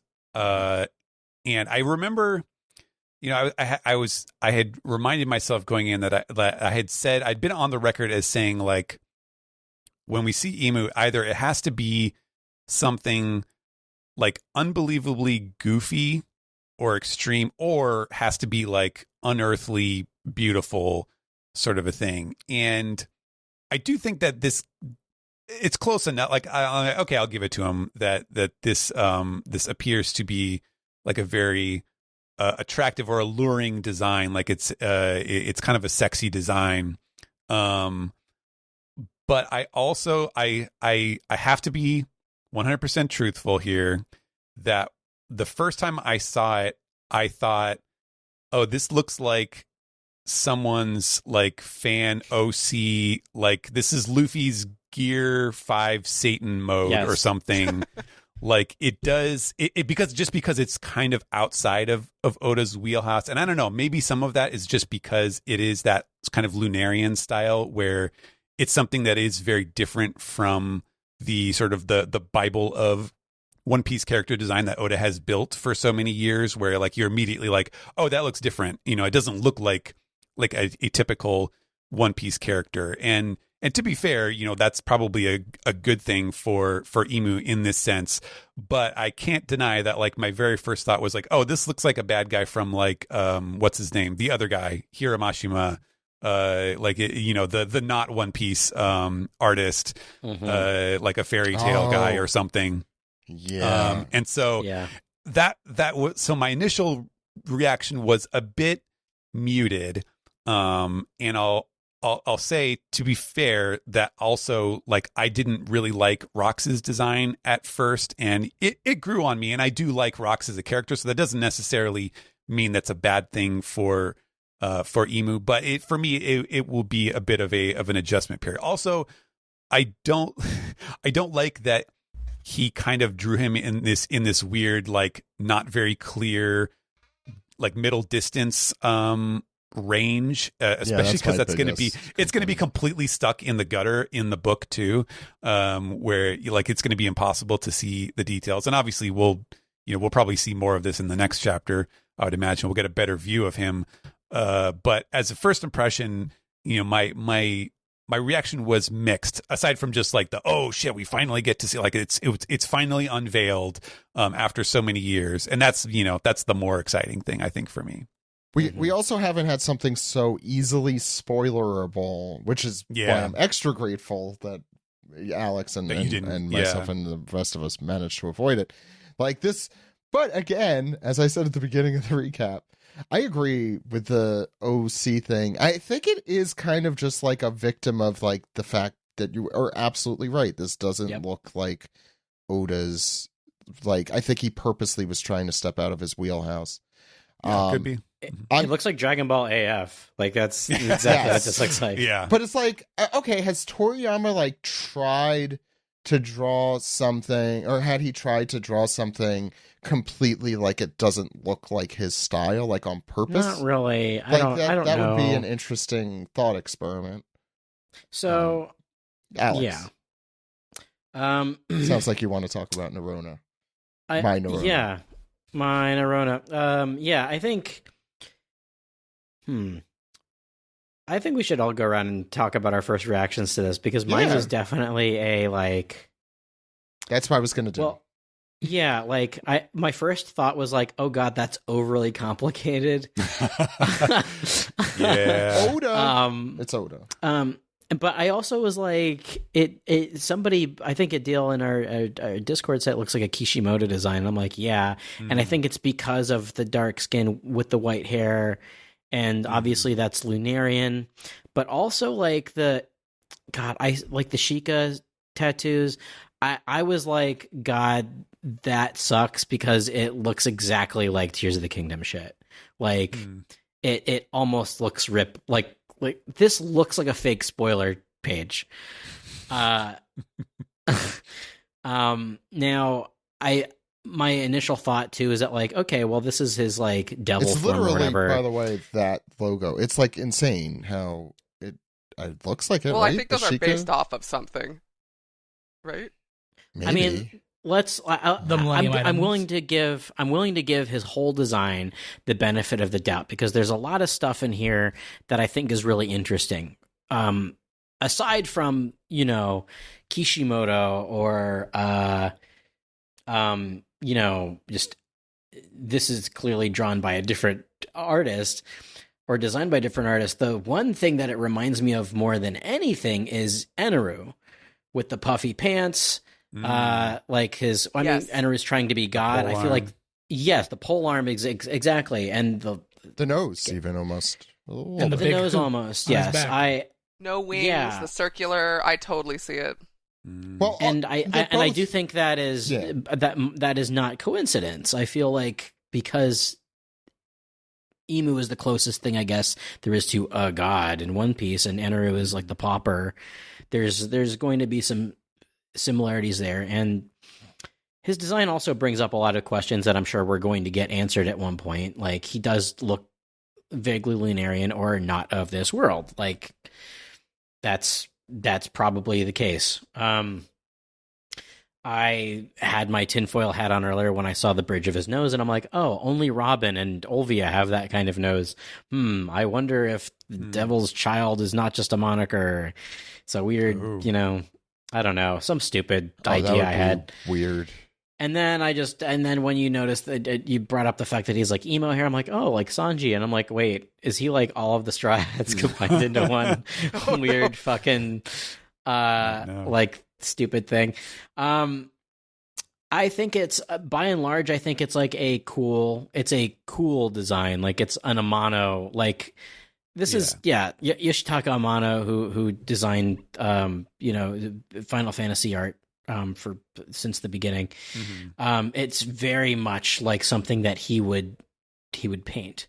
Yeah. Front to back, like everything about this character. Like I'm looking at like the pants and how there's like, oh, looks like there's some patchwork here. Right. And yeah, and he interviewed Amano in one of the color walks, right? So obviously there is definitely some inspiration there. I would not doubt that. Like there has to be some Amano inspiration there in this design. All the tchotchkes to the visual design. Yes. Yeah. Like all these weird, like this weird thing he has hanging off his belt. The eye and shape. These, yes. The eye shape. God, the eye shape. Yes. And how his horns are kind of gnarly like that. Like, I do wonder if, like, from the very beginning, this is sort of what he had in mind for this character. The dots, I think, they could be nothing. They could just be a stylistic choice, but I wonder if all the dots represent all the devil fruits that exist. I was thinking electronics. Oh, no, that's interesting. I was thinking that too, Jill. Yeah, go ahead. I want to hear Jill. No, I mean that was just. I don't know. When I first saw this, I don't know. I had to take a moment because I wasn't spoiled for this at all. I didn't know what was happening. No, and I actually didn't think Imu was going to show up in person. I thought there'd be like a little bit of a break, like, and then we'd have him descend. So this was all kind of a shock to me. But yeah. I mean, my God. First of all, I turned that page, didn't realize he was standing on the roof, and I was like, where'd this pyramid come from? And I was like getting like Yu-Gi-Oh vibes. Me too. Yeah. Nice. And then I got Bleach vibes because it's like such a stark white panel, and then like the really dense blacks, and then there's a bunch of things with eyes in Bleach. And then I was like, bros, is this an alien? I don't know. This was like a crazy page for me to flip to. There's just so much. I feel like Oda has been working on this design for so many years and like continuously changing it over and over again. It's got so much to it, and I don't know how well that's going to translate later, especially because we can barely see him as is. Well, I think now that the anime is seasonal, they have a much better job at showing this character in action. Yeah. I think I was a little disappointed that he didn't look like a goofy asshole. Kinda. But I mean, there's still room for that, right? Like, if this is his like devil form, then ostensibly, like, oh, his human form is going to look like how goofy all the celestial dragons look, with like a big fucking snot and just kind of shaped like a weeble. I feel like that's with the the long stupid crown. I think that by virtue of having this power, that's why he looks so hot. Yeah, never underestimate Oda's power to make a cool character stupid somehow. Yes, 100%. And also never underestimate how hot the devil is. The devil's fruit makes you. Yeah. What I was gonna say though, I agree with Jill 100% about like the more I think about it, first it was almost like jokingly like, oh, maybe he's an alien, and we've discussed the possibility. I know it sounds far-fetched, but I'll explain. But I think it would be much more interesting if his skin color were something literally out of this world. Like it would also be like Homestuck like Girls. red. Got the I was horns. thinking red initially. Red like the devil. It could be like that. That 100%, because they definitely are different types of horns than we see in any other character, including Yamato. Ken. It's I mean, the question is, how much is it the devil's fruit, which we'll talk about, I'm sure, and how much of it is him. And I don't know. I still really am a subscriber, and the only one I feel like, to the theory that he's literally out of this world and like came here to subjugate, everyone on this. There's still, I'm so with you, and it's because there's that whole. It's the whole, evocation of like such descends. What if he also descended to Earth originally? It's like, I think this is an alien. Yeah, I mean I also don't want to. the descending is also, it is very religiously charged. Like the term that I use for descend, and it works here because also like it's Mary Joa, so it's like at the top, quote unquote, the top of the world, and so everything else is the lower world, as they say it. And so by going down, he is going to the lower world, but also like descend in this case, like that term is also how they translate like Advent, like the advent of Jesus Christ, like taking form on earth as a mortal. Sort of a thing. Happy which Easter. Happy Easter. What's Yes. the opposite of he is risen? He is descended. He is descended. He is yeah. descended. Yeah, he is descended.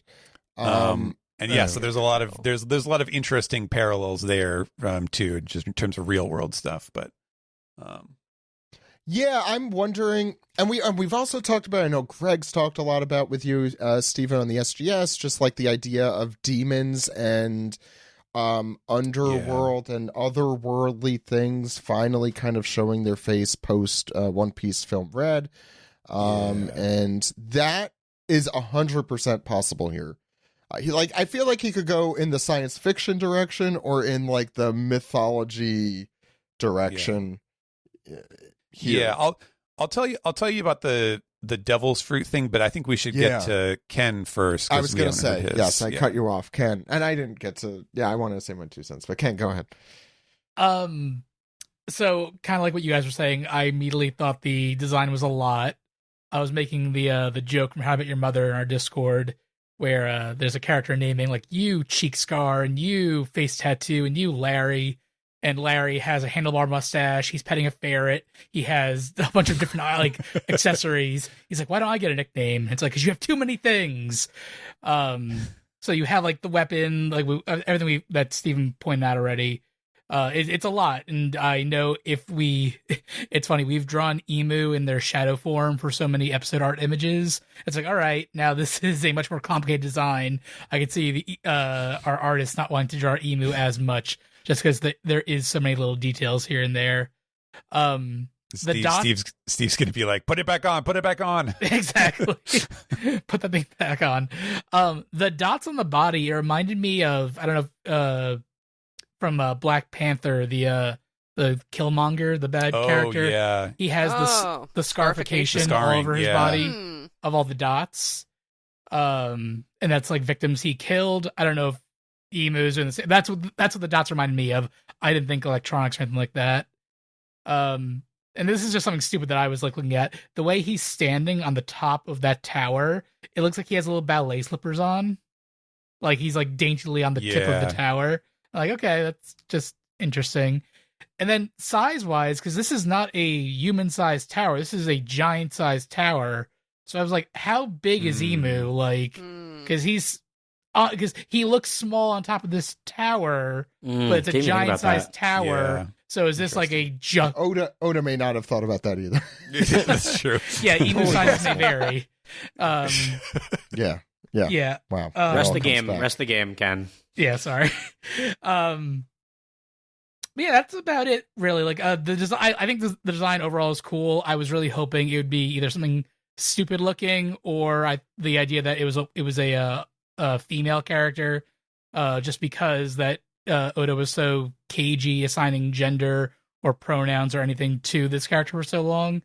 I forgot who in our Discord, or I think the main Discord, said like, no, the pronouns are moo/moo. Yeah. So like don't that assign I pronouns / moo. It's a fun. Did they say I? Yeah. Well, that whole moo thing's been a fun dialogue quirk. Like, okay, why? Like, if it's just a guy, like, why not just kind of make it that more obvious? But I don't know if Oda didn't know what they wanted to do while they were designing the final character here. But also, we don't know. Like, again, we're going to talk about this devil fruit power in a minute. But like, this could just be a form. This could not be his original form. Like, maybe the horns, the tail, the eye, all this stuff could be from the power. He could be a normal ass guy, and this is just because again, at this point, he's hundreds of years old. If we believe everything now that we've learned, we can believe it because the Oda scroll says one of the first 20, so we know. Sure, yes, exactly. Yes, so like, we know. Who knows what this guy looked like? What part of these are his original form? Like, again, is he red? Is his skin dark? Like, we don't know any of these. Like, is this what he originally looked like, or is this the power? And I think that Oda will have a fun... who's already done this, I guess, at this point. The drawing, because I was... Yeah. I don't know if we're doing a drawing with, Nerona in it, but... And like again, back in when we saw the flashback with Cobra and Sabo in the throne room, like Imu transformed into a whole bunch of different beasts. Like when that happened, so like this could be the final form that we're going to see this form walk around for a while. But I think we're going to see many forms of Imu. This is just a very cool, badass one that he gave us today.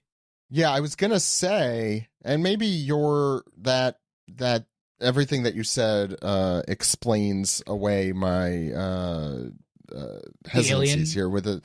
Well, no, I still think that the alien thing is possible. Alien or demon, like literal, would be fun.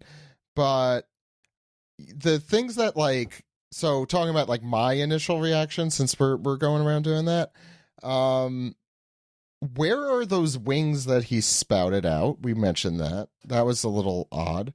And where is the crown that he has been presumably wearing this entire time? And what happened to that? Like his silhouette, or whatever the fuck that his plush doll that yes, his plush form. It looks not his plush form, his silhouetted form, just looks nothing like this. Like we could, I think, say that assuredly. That was imperfect Emu. This is perfect Emu. Yeah, I mean, at this point, like it feels like the most logical explanation is that is just like a literal darkness, like coating. Like it's not like a physical object that has like certain inert properties to it. Like he can just do whatever he wants with it. And so I don't know, maybe what looked like wings was just like, I don't know, all of his... Wait, so he did have the silhouette power this whole time? Yeah, maybe. Okay.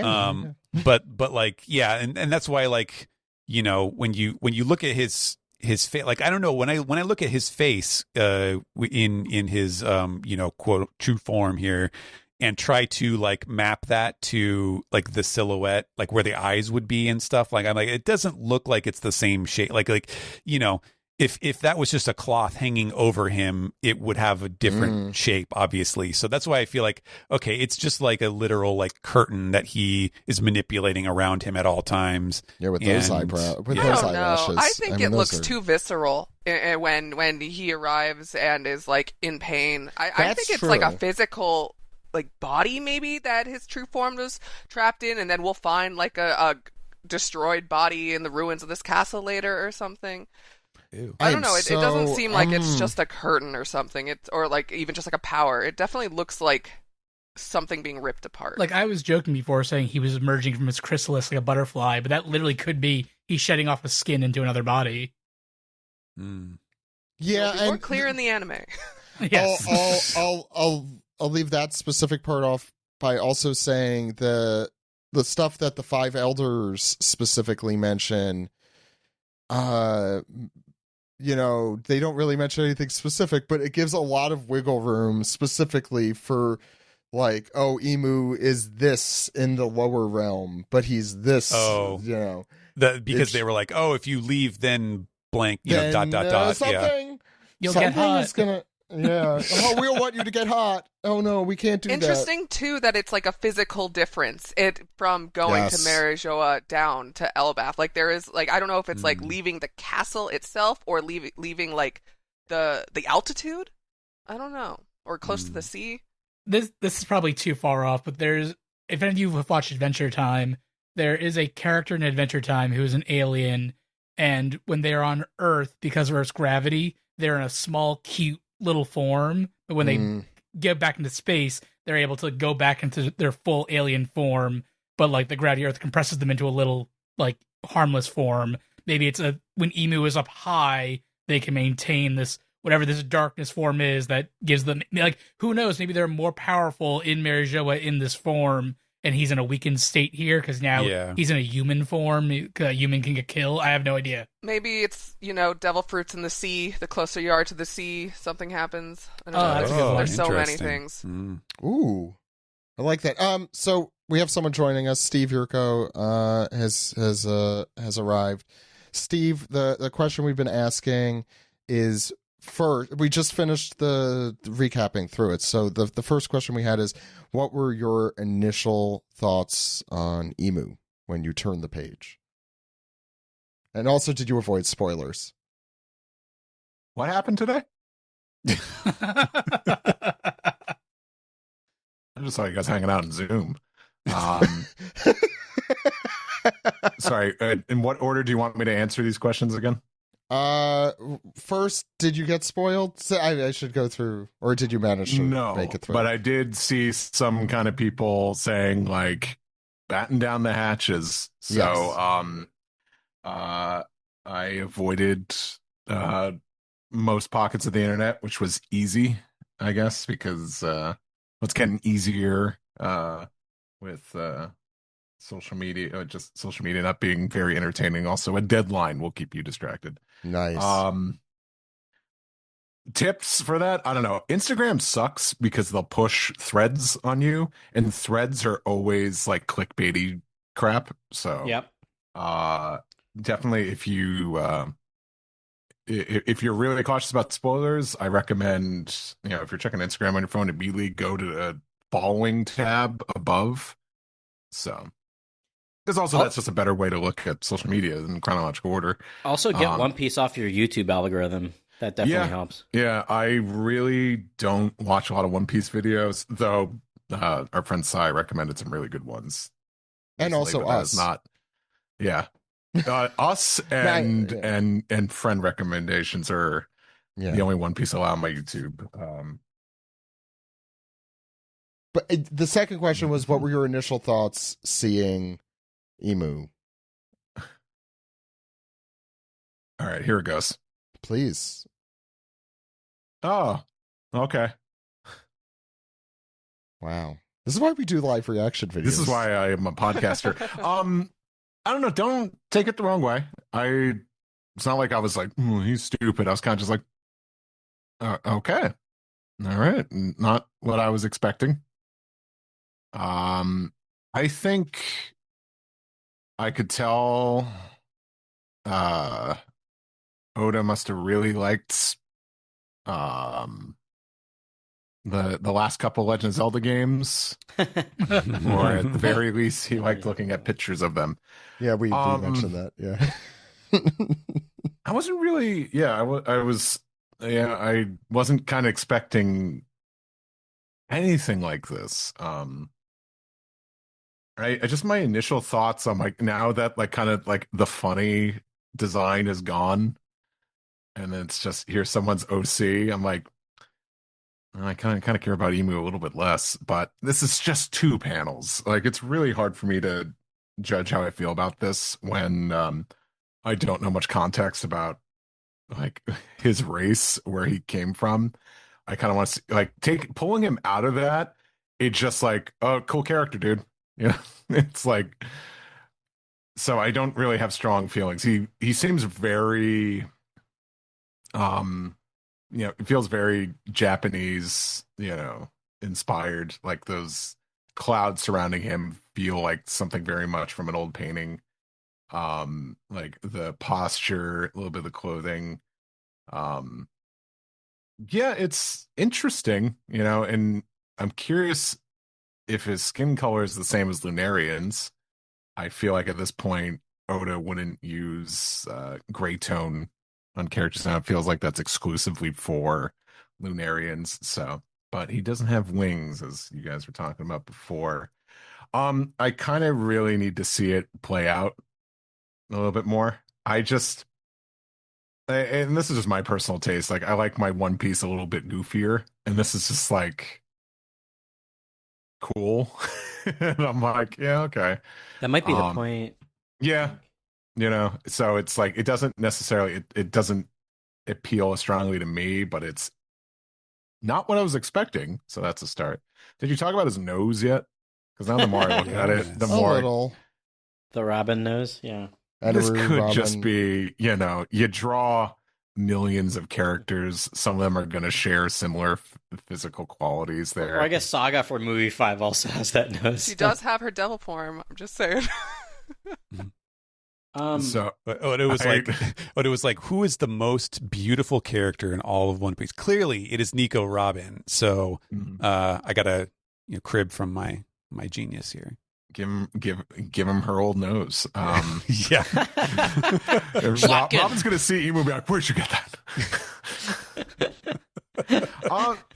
Like I said, I like, it sounds negative. It's kind of just like it's kind of very similar to where I was last week, which is the chapter. I'm like, okay. I mean, I kind of don't feel, very strongly in either direction. I kind of just want to see how he acts now. Like before, like it's definitely, I need more of a vibe, more of a personality than just a look. Cause I think like, I think like if you showed me this like out of context, I would have been like, yeah, that's fake.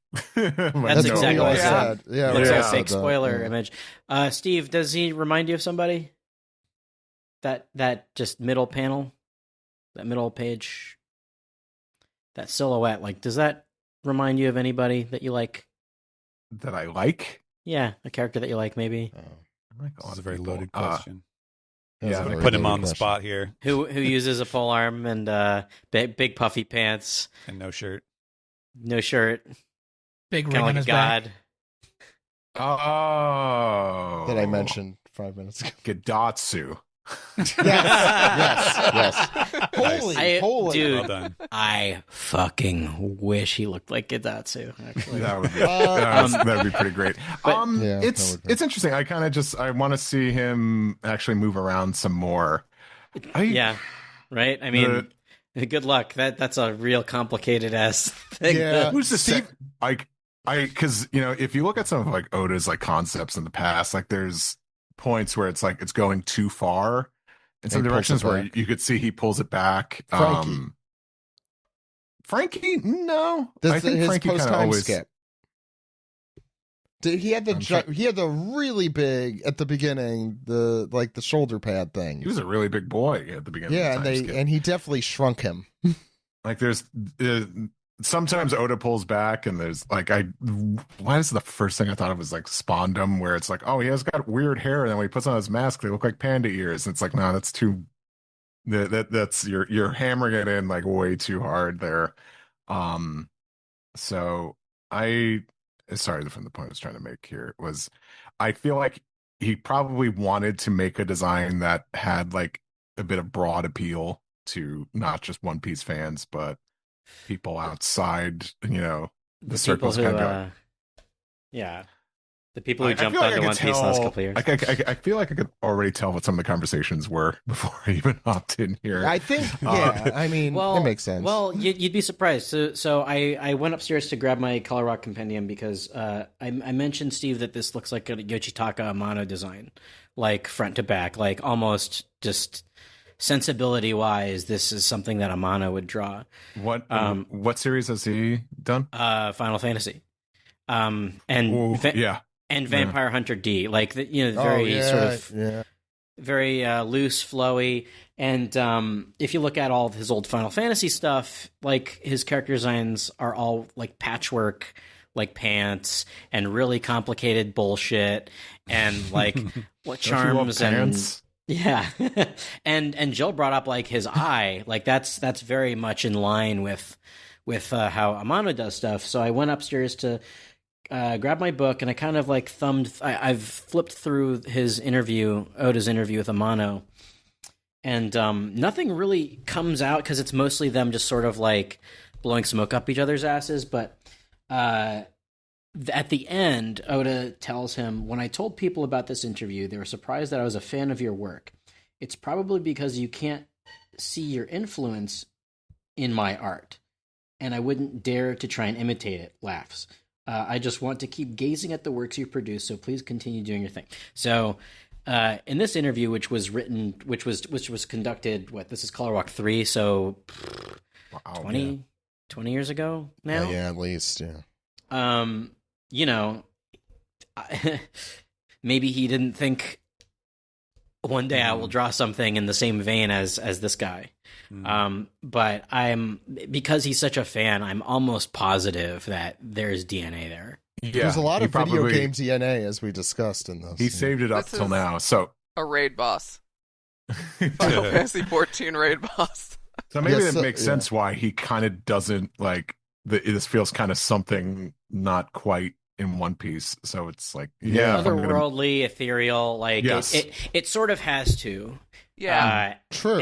And just because I'm not like, I'm not blown away by the design per se, because this is, I mentioned before, Dragon Ball AF, I'm also willing to give it the benefit, the benefit of the doubt, just because it is so not indicative of what we see in this series. I like that. Yeah, this is very AF as this is AF. AF as AF. I was AF. Yeah, that's how you say it. Yeah, I was. For whatever reason, Sashomaru pops in my head also with this design. Very from fluffy. Inuyasha. Yeah, It's like the kimono and the cape, Yeah. rather, it's and the hair. It's like I'm evil, It's a but I'm kimono. also good looking, and I It's a know it. very The white hair. It's a very Elbaf looking kind of belt he's got on there. Yeah, the skulls. The skulls too have horns. Mm. I'm intrigued. But the skulls are also like floating around his tail. Or stabbed? They're stabbed through the tail? I don't It's know. very unclear. Stabbed through the tail? Is that another? No.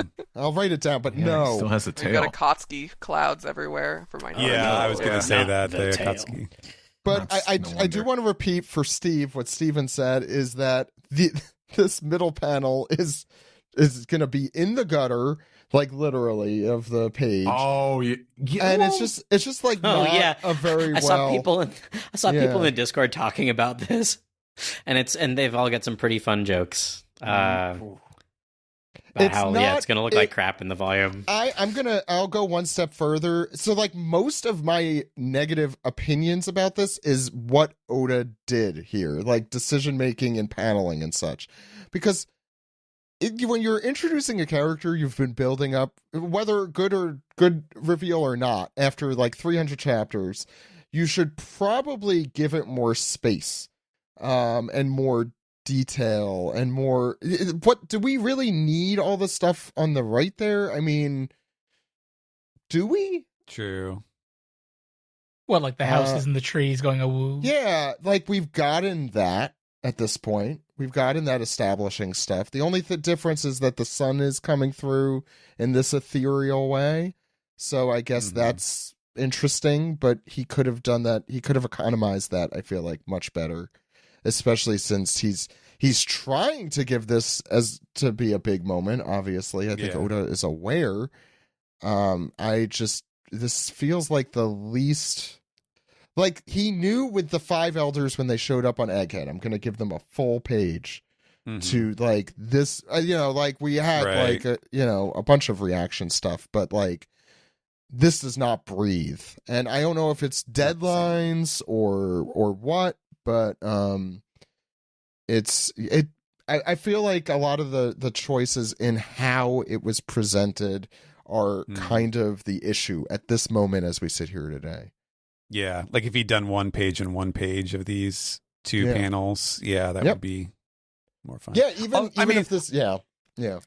I will say it is kind of fun to like to break out the proverbial magnifying glass and like us trying to figure out what, like there is some inherent fun to trying to figure that out, but that is a different topic from like, is this effective? Correct. Artistic. For expression. podcasting, it's fun, I suppose. But yeah, right. But for like a reader just reading this, I feel, especially if they're reading a physical version of this, it's just so antithetical to what he's trying to get across, I think. Should we talk about the devil's fruit, Stephen? Sure, yeah. Yeah, what can you so this, what light can you shine on this? Yeah, this was a fun little translation riddle to do here. So if you just read out, what they say here, and noryoku is like power. That's like, what's your ability? What's your thing that you can do? And it says akuma no mi. Now, obviously that is devil fruit. That is the term. However, akuma no mi, when Oda is talking about, this guy has a devil fruit, in any other place in the series, akuma is spelled with kanji. And the kanji for Akuma is like, Aku is evil and Ma is like magic or monster or some kind of, unhuman thing. And so Akuma is like demon or devil or something, it's the evilest thing that can be. And so that's always been spelled in kanji. And here it is instead, Akuma is spelled with katakana, which is the sort of phonetic vocabulary or alphabet, if you will, syllabary for Japanese. That, like, for example, pretty much all of the characters, aside from the Wano characters, pretty much everybody's name is spelled in katakana, for example. And the names of the devil fruits, like gomu gomu no mi, like gomu gomu is in katakana. And so it's Akuma no Mi. So it's pronounced exactly the same way. Like if you saw this in the anime and somebody said, "Oh, he has devil fruit," it would sound identical. It would sound like he was just saying he has a devil fruit, but it is written in a different way. So it is distinct from just a devil fruit. And so I had to come up with a solution that was like, okay, so how do I make this distinct from devil fruit, but it should be as close as possible to the phrase devil fruit. And I came up with the devil's fruit as a substitute, where it's like, okay, it's just different enough that you can tell there's a difference when you're talking about it. What this might mean is obviously up to some interpretation.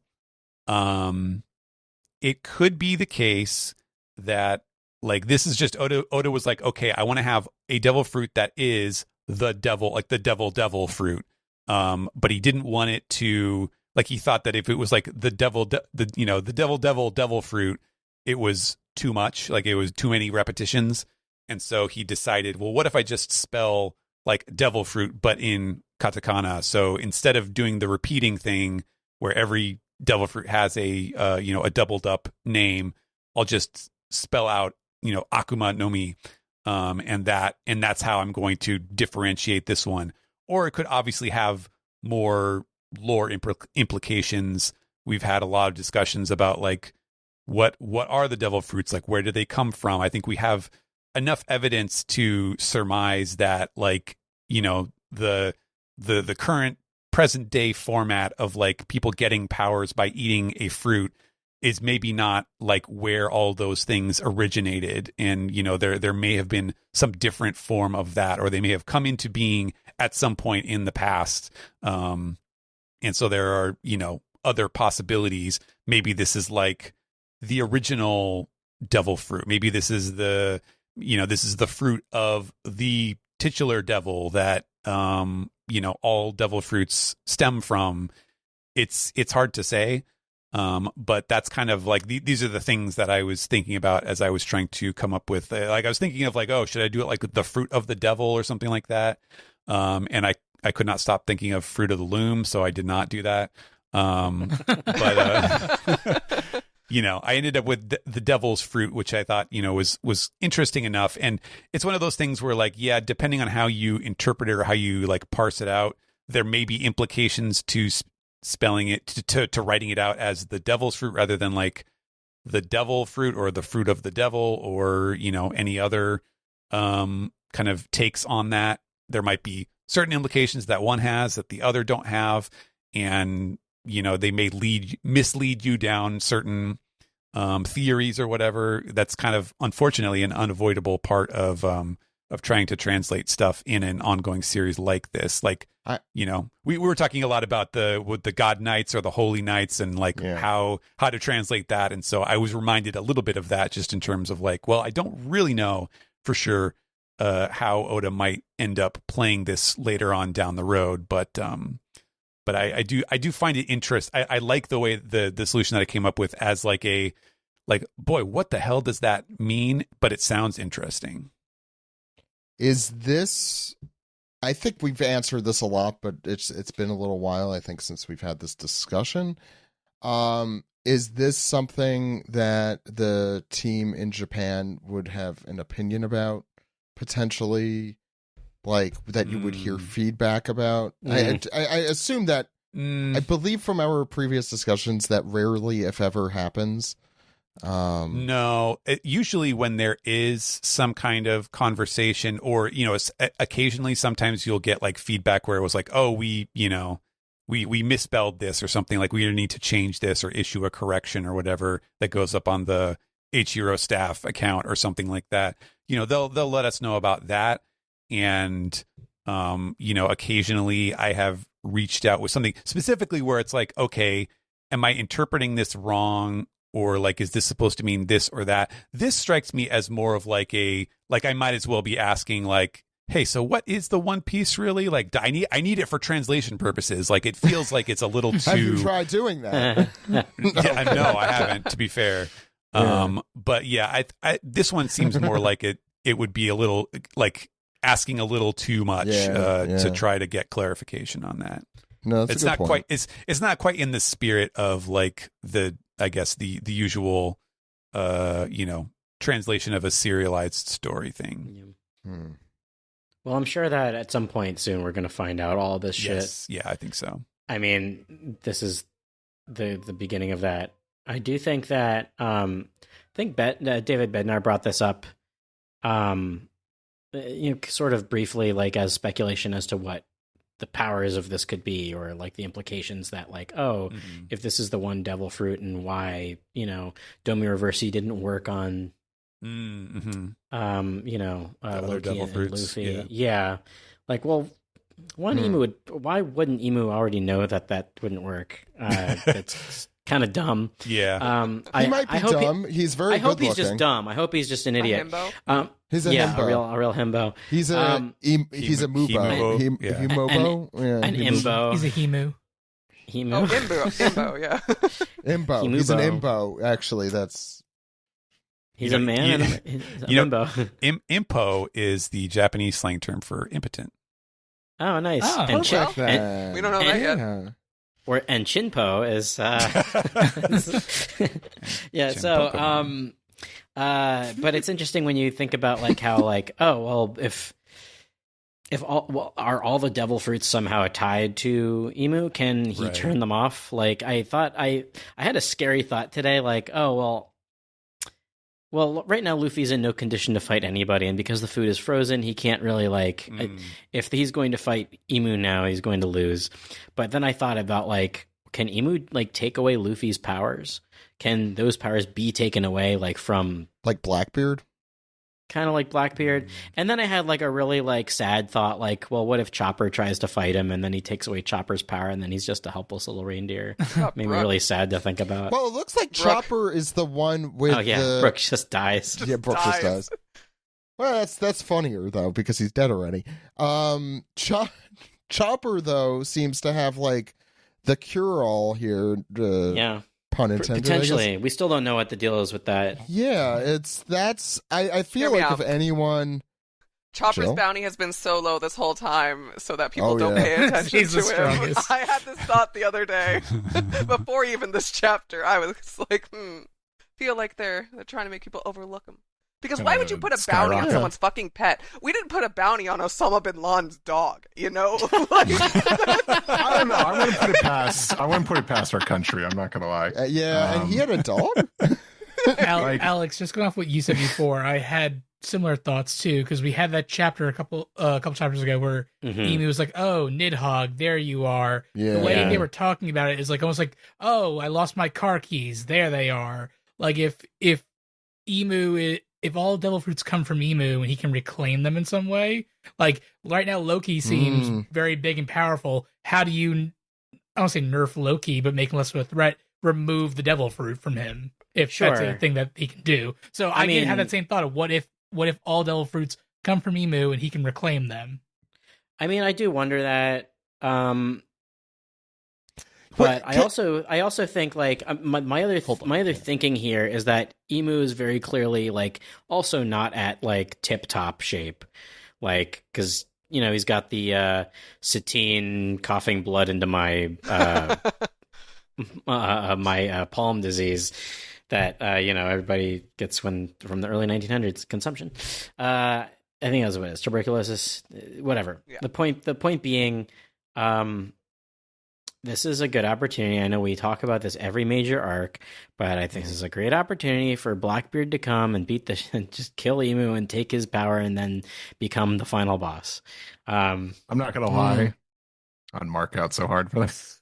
I want that to happen because I feel like that's a design I would fucking pay for. I just like Blackbeard more. Me too. I mean, we don't like. I mean, if somebody mentioned on the Discord, like him getting Snoked, and I'd be like, that'd be really cool. Actually, I think that would actually be pretty cool. I think Sam said too that Emu feels like Blackbeard, like puppy chow or something like that. Like Blackbeard is gonna eat Emu and gain his power.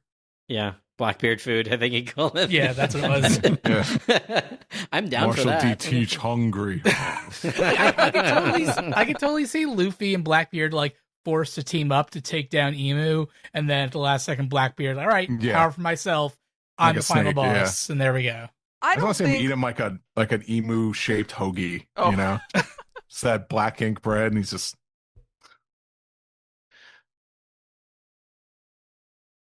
You know. Yeah, who was Jill? Well, what were we gonna say? Sorry.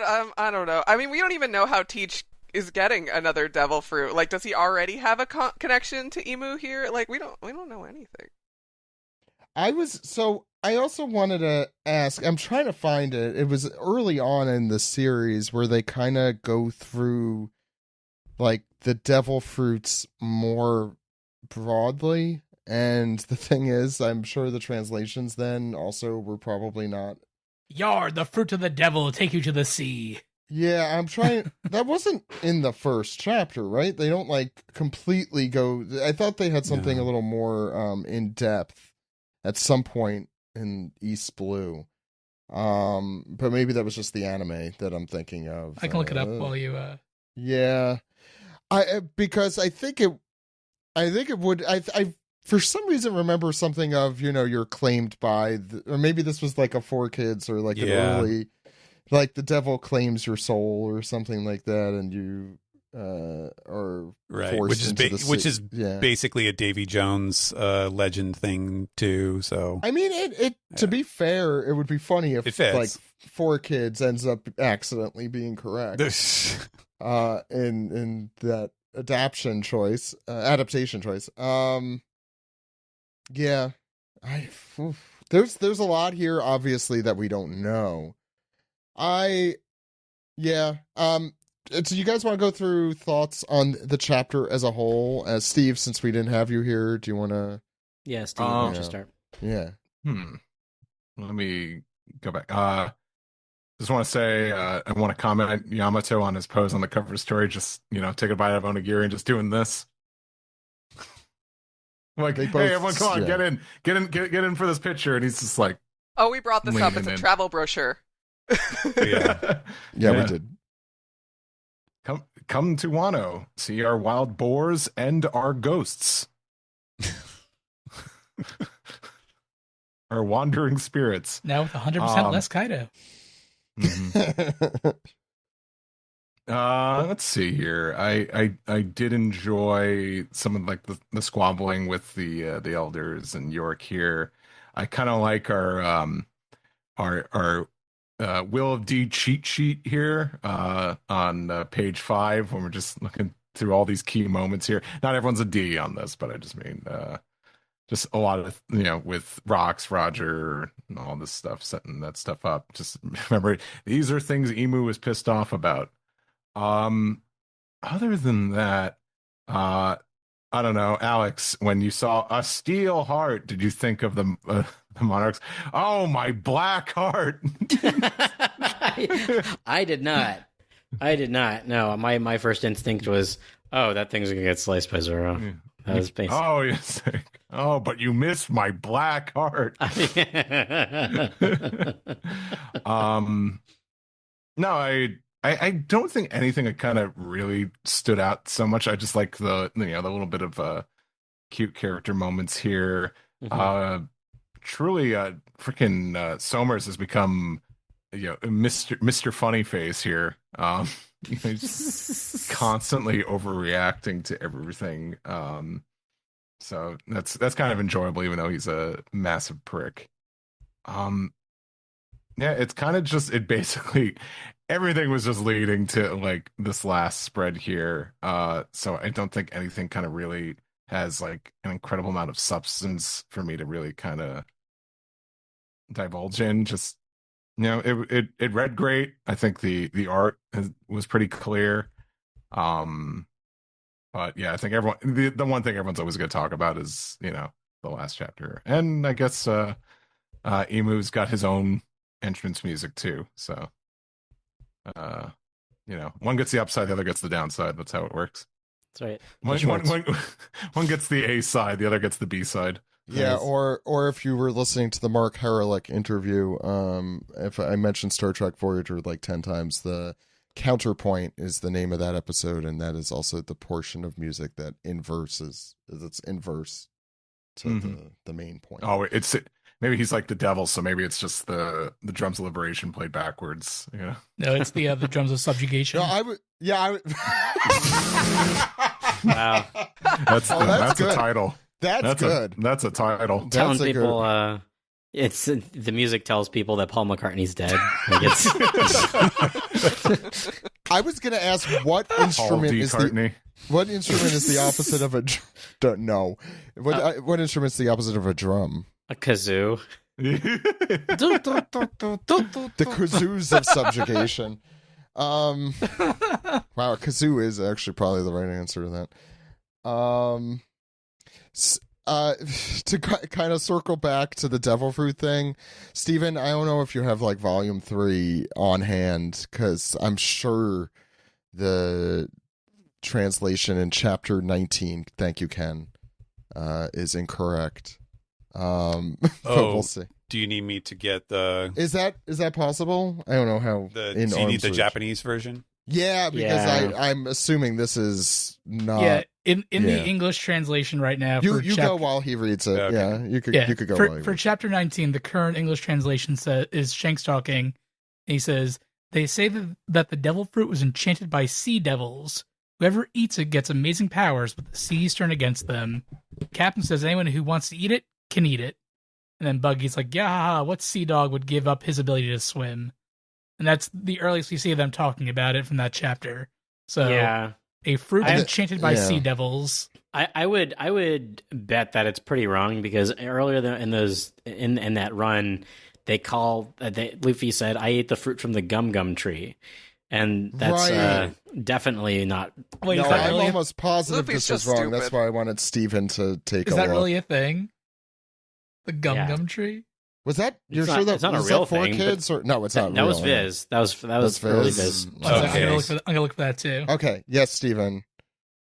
So the very first line on this page. What page is this? That's the one we it's want. Like page 40. Page 40 in the Japanese. So it might be like 42 in the English. But so when in the English it says, they say that the devil fruit was enchanted by sea devils, and the actual text is like, I've heard that the devil fruits are like an incarnation of sea devils or of the sea devil. It's not, you don't know if it's singular or plural, but that they're like, they're like manifestations of it, which is not really, enchanted by.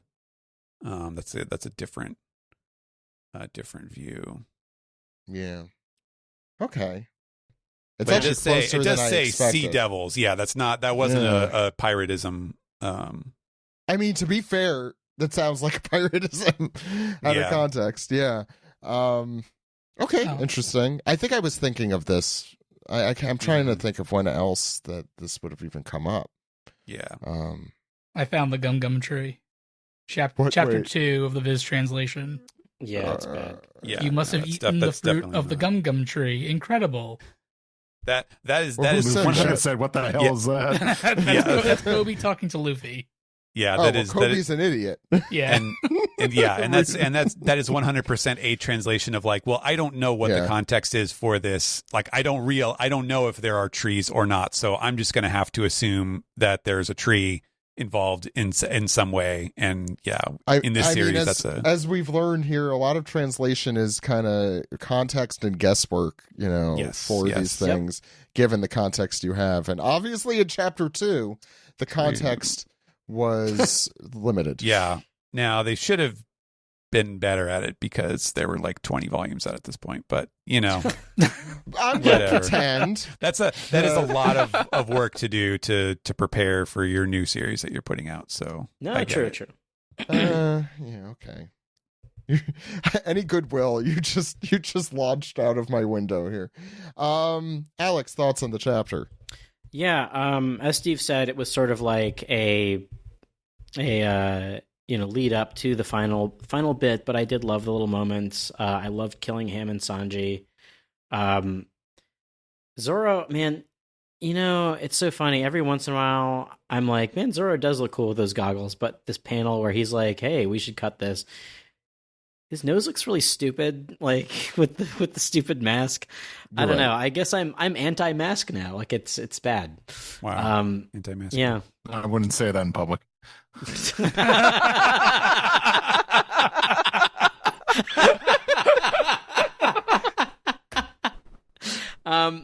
One thing that I did think was really funny, by the way, is during his little montage of his demontage. Emus, that is.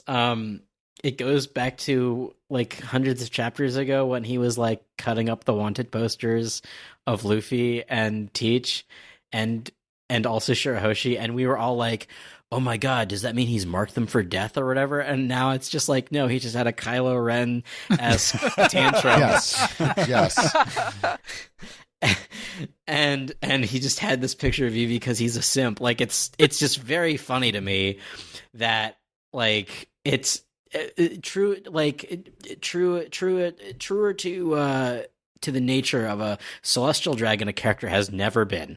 Like very much a just whiny little baby, horny little piss pants. Like York doing her stupid temper tantrum. Like it's the same shit. But she's hungry. I hope we get a crash out. She hungry. She hungry. I mean, is that not what she's doing right now? That page is so funny though during the Emu memory flashback because it's like Blackbeard, Harold, shit, like all these hardcore men. And there's Baby Shirahoshi just there. True. Just for Jill. Jill's still I don't know who was reading this page and they were mentioning like, oh, is this from some of these are from Emu's point of view and some of them aren't. I was thinking like, if these were all from Emu's point of view, what is he doing? Is he just attending Shirahoshi's birth? Like, was he an invited guest? He's like under Whitebeard. He's like, hi, Whitebeard. I just want to see you die. Yeah. I'm leaving now. Bye. Or he's watching on TV. Or he's watching the birth on C-SPAN. It's Easter. It's Jesus Day. He's watching everything too. So. He is descended. He is descended. He's descended indeed. Yeah. Another thing about that spread that I really like is that for the 5 elders, they're like, oh, but if he leaves his castle, Marcus Mars' face is so funny. Like he's like got sad eyebrows, and it's It is. I mentioned that. Funny. Yeah, it is a very funny panel. It's very funny. I do want to bring up Emu. Don't do that. I do want to bring up these panels. I find it interesting that they zoomed in on actually like the structure of Mary Joie after he left. As in, him leaving means something's going to happen to it. Either, physically, like he's no longer to keep it up there, or, revolutionaries are going to go wild with him gone. I don't know. Am I wrong? Or, when they cut away to, the red line, the zoomed-out shot. Yeah, the red line one is interesting, I thought, the red line was shaking or starting to crumble. Kind of. No, I think it was just an establishing shot, away. But why would there be 2? Establishing shot of the castle, fine. Well, because it's supposed to show the gravitas of him leaving. Yeah. Yes, it's him descending to the lower world. So they're taking us down there. Okay, so the red line is not falling. Yeah, and the fact that you get that establishing shot of Elbaf and Elbaf New World, we know. But it's I think it's supposed to show that. Yeah. If there's anything that I'm a little the most disappointed in is that. That Emu's eyes aren't nipples. Because I keep Wow. looking at the silhouetted design. Wow. I'm like, that's just the chest. Yeah. But then the lights we would don't have come a out good of view them. yet. We could still. Nipple lights. Yeah. Yeah. Yeah. They exist. Jill's Anyway, right. those It are could my happen. those are my thoughts. We yeah. No, I don't think we're having any other segments today. Steven, Yeah, thoughts? we shouldn't. I thought that the like the body of the chapter itself was admittedly quite inessential for the most part. Like it's all just kind of setting up stuff for the reveal at the end, but I think it does a good job at setting the table for that. I like Imu's little montage of just kind of like all these people, all these figures that are apparently reminding him of stuff in the past and how it all began long before this. Like I think he does a good job of setting us up for Imu leaving at the in the start of this chapter. I do think it's funny that within the span of the same set of pages, we have both Sommers and Killingham being like, "I will remember your name. I will commit it to my memory for my revenge." Very funny. Again, say that they both do the exact same thing in separate situations, which is it's very good. Very, very bit rate villain. I do love that. But yeah, other than that, this is all just kind of setting up the stuff. And for all of the quibbles that we had about like the kind of the composition of the Imu reveal on the last two pages, I do really like how much time he spent like showing all the shit going down with the pillars and then like getting the big shot of the magic circle over the castle and stuff like that. Like I thought this looked really, really good. Very, very cool and evocative, and definitely, it is really very funny in retrospect that we spent so long last week being like, well, is this really like, is Imu going to show up in the next chapter, or is this going to be the end of the arc? And that's the end of Elbaf. Boy, that was really disappointing. And, and then within a couple pages, it's like, oh, this is actually very, very bad. Indeed, this is not anywhere near the end of Elbaf, or at least at the end of our, danger here. So that was very satisfying to see that kind of the descent of Imu. And other than that, I mean, I don't know, maybe our reaction, or our overall reaction, if it seems a bit muted, maybe that's just a generational thing. Like we just don't appreciate Aura like the younger folks do. But I'm looking forward to seeing where it goes from here, and like how Oda will turn this new version of Imu into a 3-dimensional character, like in multiple ways, and how we will see him evolve from here. So very exciting, very fun. It's always fun when you have a chapter of One Piece that's like, oh, this is going to be one of those milestone things of like, well, it was one series before this, and now it will be a slightly different series after this, because it's just that impactful. So very cool to be present for it. Jill. Yeah, I mean, not too much more to say, but like, I'm so intrigued by everything here. I mean, yes, appearance-wise, I think almost too cool for One Piece, but I do think that it feeling like a design that doesn't work in One Piece makes it kind of work as like an otherworldly being. So I'm okay with it that way. Plus, I mean, it's One Piece. We'll get him making like a funny face when Luffy punches him eventually. Like we'll get some humor there. But there's so much that's just like intriguing. Like why does this stuff come to life just like Big Mom's fruit? Like I don't know. There's not like too much this chapter other than the reveal, but it's just like a lot of little things. Like the steel heart is interesting. I wonder if that has anything to do. I wasn't here last week, but I don't know if it has anything to do with like Law's fruit, with the whole heart thing. And I don't know.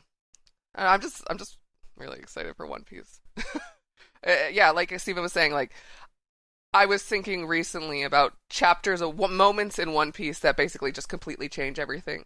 Like when we saw that giant hat in the freezer, I was like, oh, okay, this is everything is different now. Like everything is different.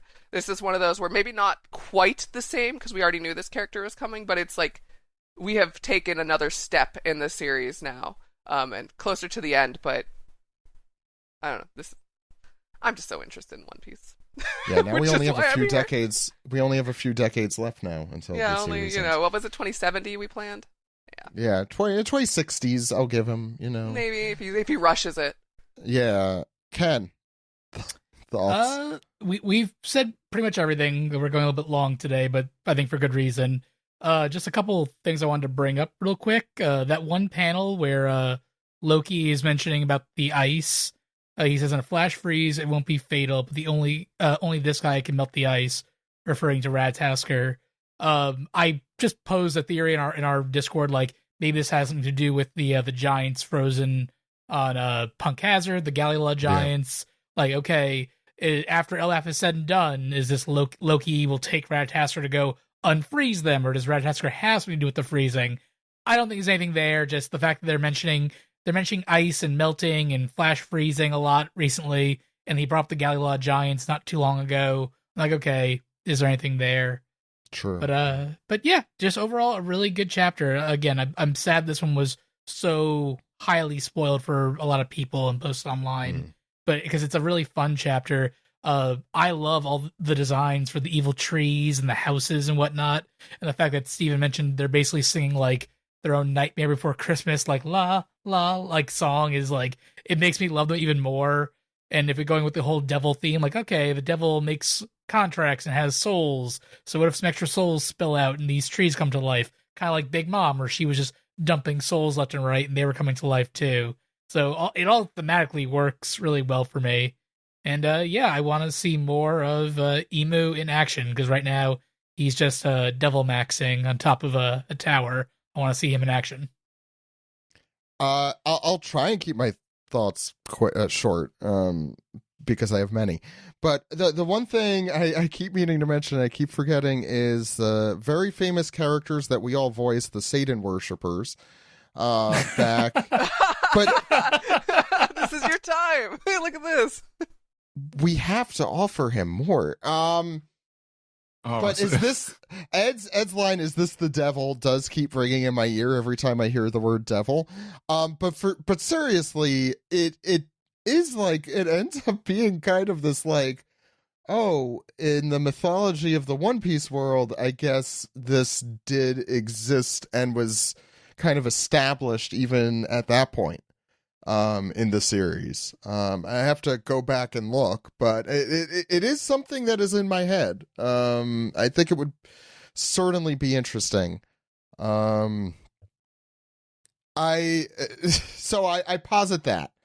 Overall, I really enjoyed this chapter. Even the last spread aside, I think, like, working backwards, I'm not going to talk about Emu anymore specifically, but I think I agree that Devil Circle page was page 12 into 13 a little bit, is just, that's badass without having to be funny. Like, that's really cool. What a cool panel. And ominous as shit. The panel in Egghead where Saturn first arrives, and it's like our first sight of this kind of the pentagram, was equally cool and effective. This obviously is on a much larger scale, literally, and it's coming from above and not below, which is also interesting, because he is literally descending, presumably. I don't know. We don't know the mechanics or the reason for these yet. I mean, we could have theories, but very, very, very cool. I love the fact that there does seem to be a wacky element to it in the singing. That, like, made me extra happy, because, like, even if he is badass Sashomaru slash what other characters did we compare him to? Kishimoto Sashomaru. Even with that, like, the fact that there are potentially, like, cartoony and weird, offshoots to it is fantastic. I'm very happy about that. And the stuff with Somers and Killingham that was mentioned were just... That Somers face is an all-timer, the Yeep face. I don't know what else to call it on page 9. And this chapter also with Imu, what is it? The inherited will kind of discussion in One Piece is such an the debate between like fatalism and just like history repeating itself. And I'm pretty sure when this is finally posited to Luffy, he'll be like, F you, no, that's not how that works. I do what I want to do. It's not because of a preordained thing. And the fact that kind of Imu is buying into the fact that it is makes me think it almost certainly is not. Or at least that his point feels like it needs to be, crushed, because that's kind of the stance that we as readers are supposed to be given. And the last and least important thing I'm thinking about right now is that the floor of the Five Elders room also dotted in a similar pattern as Imu, so they must be related. The floor and Imu, I think we figured that out now. Polka dots is the new thing. Polka dot's the new black, apparently. Or the orange is the new black, is what it was. Anyway, any other thoughts? Chapter. What is this, 2 hours later? Where are we? Yeah. Pretty good. Okay. Let's round off the show.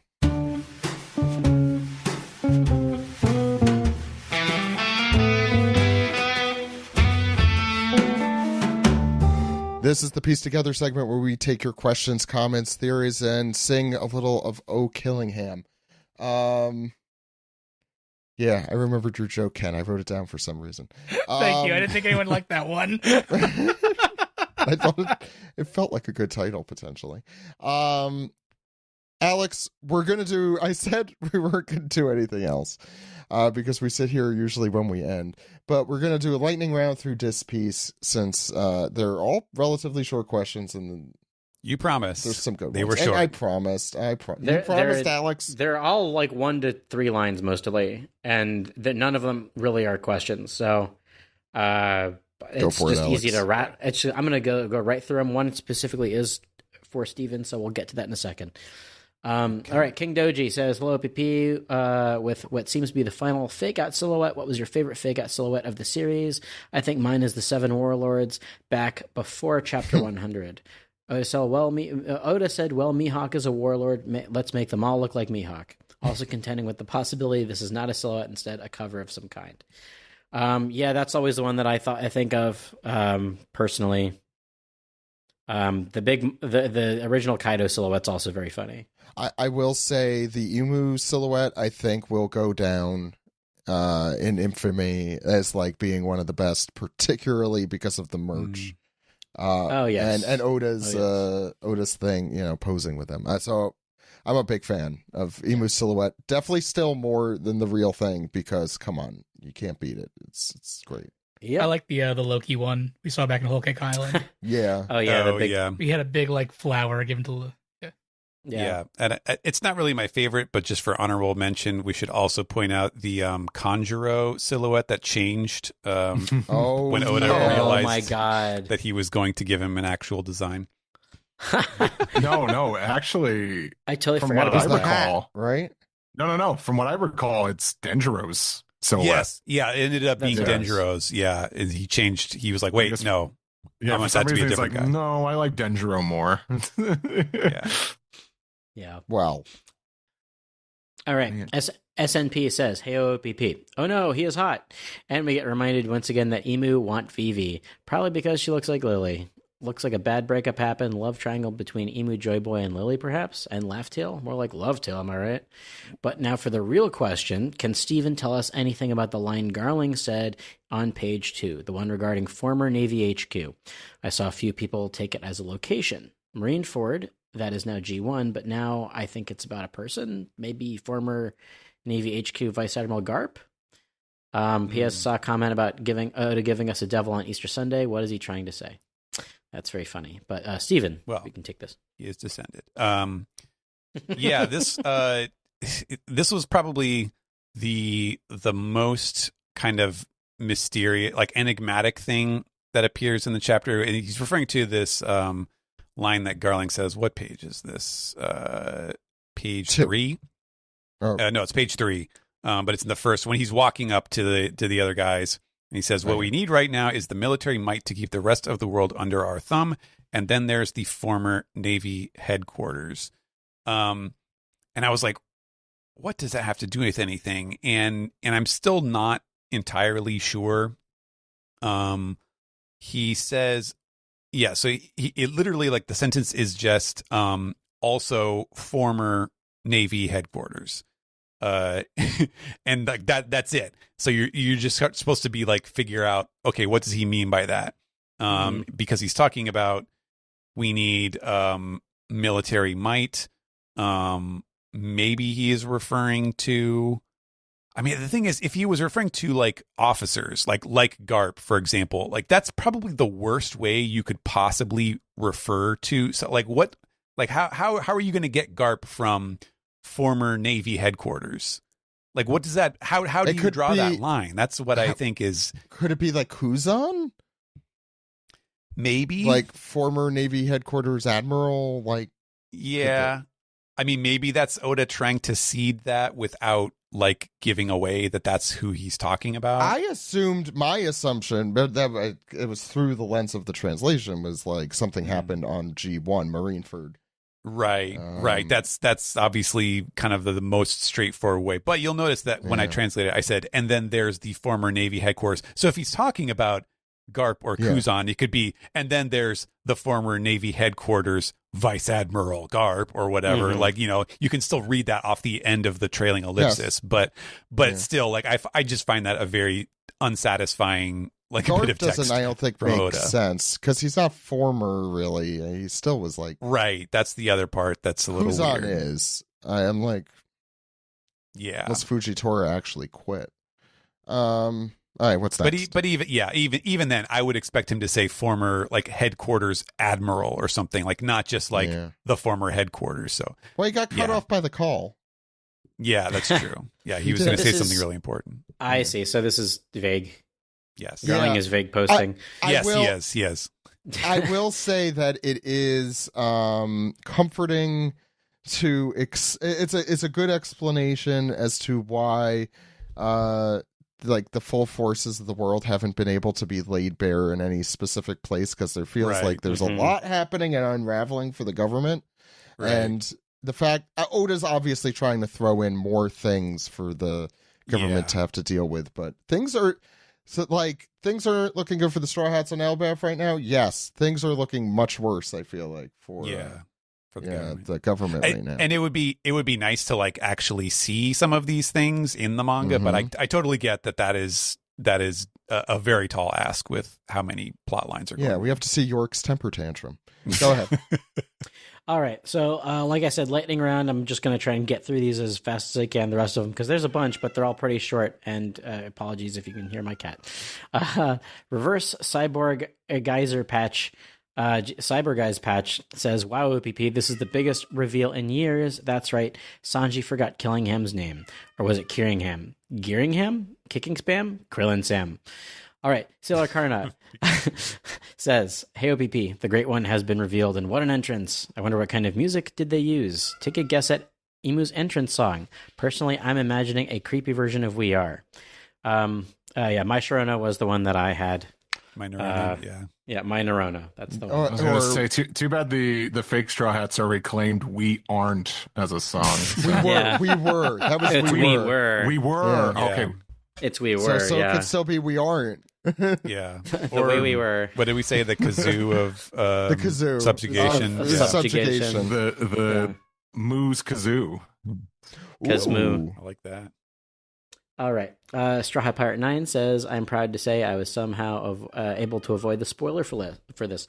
I'm glad that the shields I have set up on my social media platforms held strong. Wow. Damn it, Oda, why did you have to make them attractive? It doesn't matter. I still hate Emu. Love my girl Vivi more. Luffy supremacy all the way. Let's go Straw Hats. Let's go Luffy. I'm excited to see Luffy get back to 100% for him and Loki to kick Emu's butt. We'll see."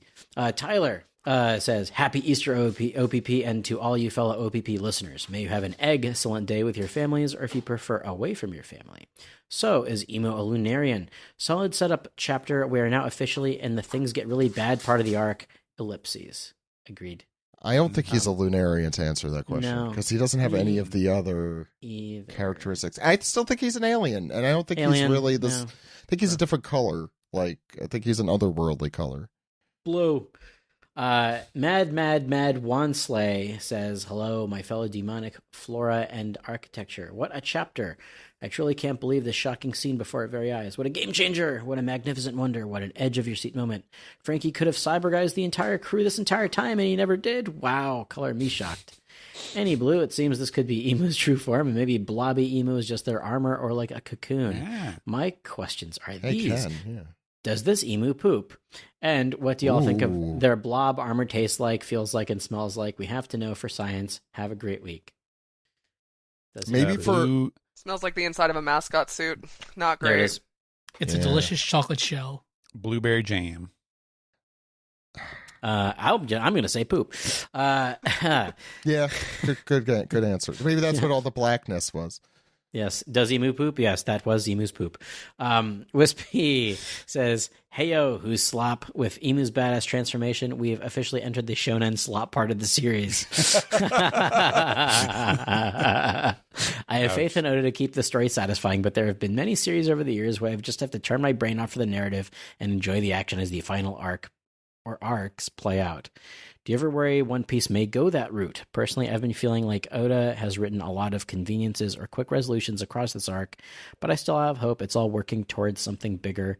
Thanks, OPP.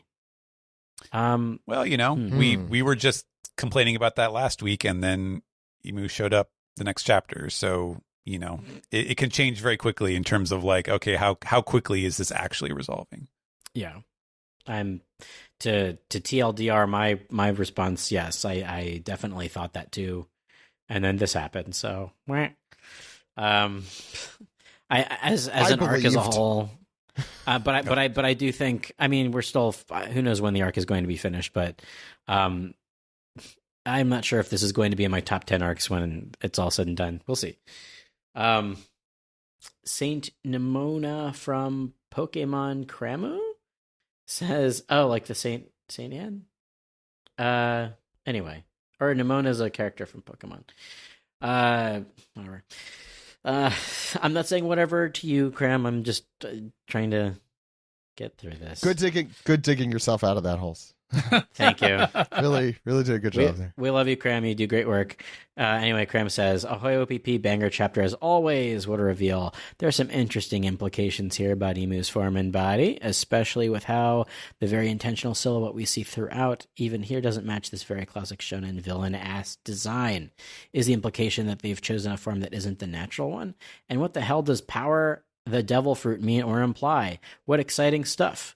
I don't really have a question this week. Just want to hear folks' thoughts about what Emu's power description implies. Have a great week and keep up the work. P.S. Steven, if you're on, thank you for the stellar work on both OP and especially Akane right now. This current arc in Akane is wild, and I'm loving it so much. Thank you. As for the devil's fruit, it's on a boat. Akane right now? Yes. Oh, dope. I got to catch up. They got their fucking flappies. Glad someone said it. I fucked a mermaid. As for that happens next week. As for the devil's fruit, we do cover that in the manga recap. Sheepman. Howdy, OPP. So is Emu's appearance different entirely in Marijoa versus anywhere else? Emu has horns, which aren't prevalent at all in the silhouette appearances so far.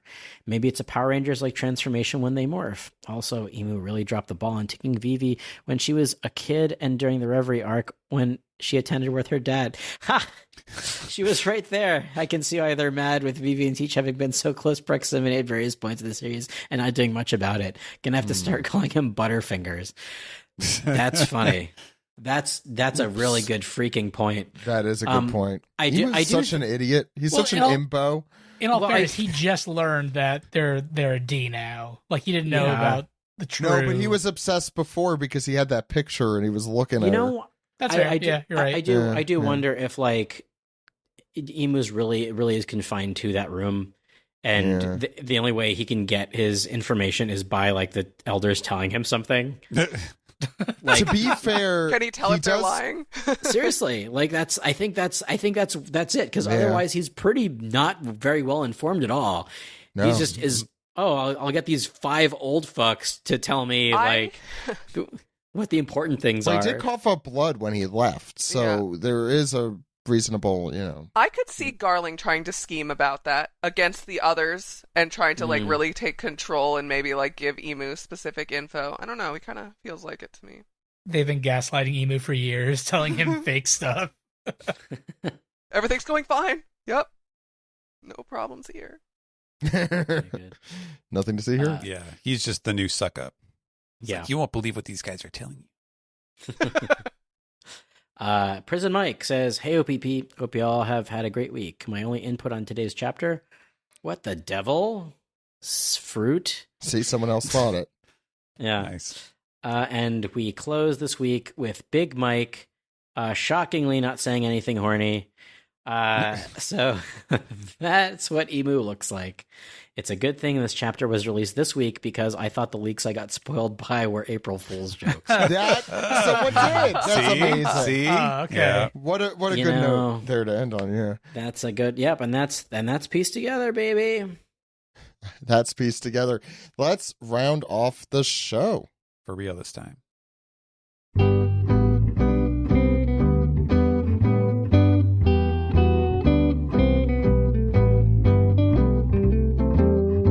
This has been episode 913 of the One Piece podcast for April 6, 2026. See, Steven? I say it like that. Okay, thank you. Wow. Thank you all for being on. We're going to make this kind of quick. I'll say first, check out our latest OPLA interviews. The latest one out is with Mark Harelik, who plays Dr. Hiriluk, a very fun episode. Please check them out on YouTube if you want to see our lovely faces, and also, more importantly, the lovely faces of our guests. This week we have Rob Coletti on OPLA, who plays Wapple, and next week we have Aura, who sings the Tony Chopper. Did I say enough? I don't know. There's a 3 times. There's 3. It's like fun, Beetlejuice. Yeah. He just appears. Oh shit, he's in here. Oh, he's very cute, but he's swearing. Not in front of the children. Called me a shithead. Bullshit. Oh, shit. God damn it. You know what Mr. Weisenheimer called me today? A shithead. Ken, where can people find you? Passes. Me? You could find me anywhere online at KonKing01, whether it be Blue Sky, Instagram, you name it, I'm there. And also, please check out the One Piece art collab on Blue Sky at opcollab.bsky.social. I've said more than enough about it, so you probably know what it is, but go check it out. There's a lot of amazing art there, including art that Alex did too. Yep. And because we've been going super long tonight, Arc Madness is over. Thank you all for a very successful March Madness bracket. Surprising no one, Water 7 and East Lobby 1, Alabasta taking second place, third place going to Jaya Skypea, and fourth place going to Along Park. Thank you to all who participated and voted. This did pretty well, so we will probably do more brackets like this in the future. And Thank you, Ken. Yeah. Thanks for doing that. Yeah, Ken has some fun ones actually lined up where I don't know what the answer would actually be at the end. Jill, where can people find you? You can find me on Blue Sky and most other social media as Pyrotes Unluck, and you can find me in the Final Fantasy XIV server in Ultros as Pyrrha Unluck, as always. And Jill is going to be fighting Saint Nerona Imu, is that right? In the next raid that you do? Raid boss, yeah. Definitely. Well, you know what's interesting? I forgot to mention it, but what's the Lindworm or whatever? That's the thing in One Piece. Oh now, yeah. Right? Yeah, it is. That was actually the latest Final Fantasy XIV raid boss was the Lindworm. That's great. Yeah. Maybe he's just playing a lot of Final Fantasy XIV Honestly, right now. Yeah. You know, I wouldn't put it past him at all because there's been a lot of Final Fantasy references. The Final Fantasy XIV team has multiple times said that they love One Piece. So I will Come on, say come on. the Final Fantasy rep is there. Nibelheim was the other one, I think. Final Fantasy VII, though. Final Fantasy VII, though. Steven, where could people find you? I post on social media at Blue Sky, stephenpaul.bsky.social.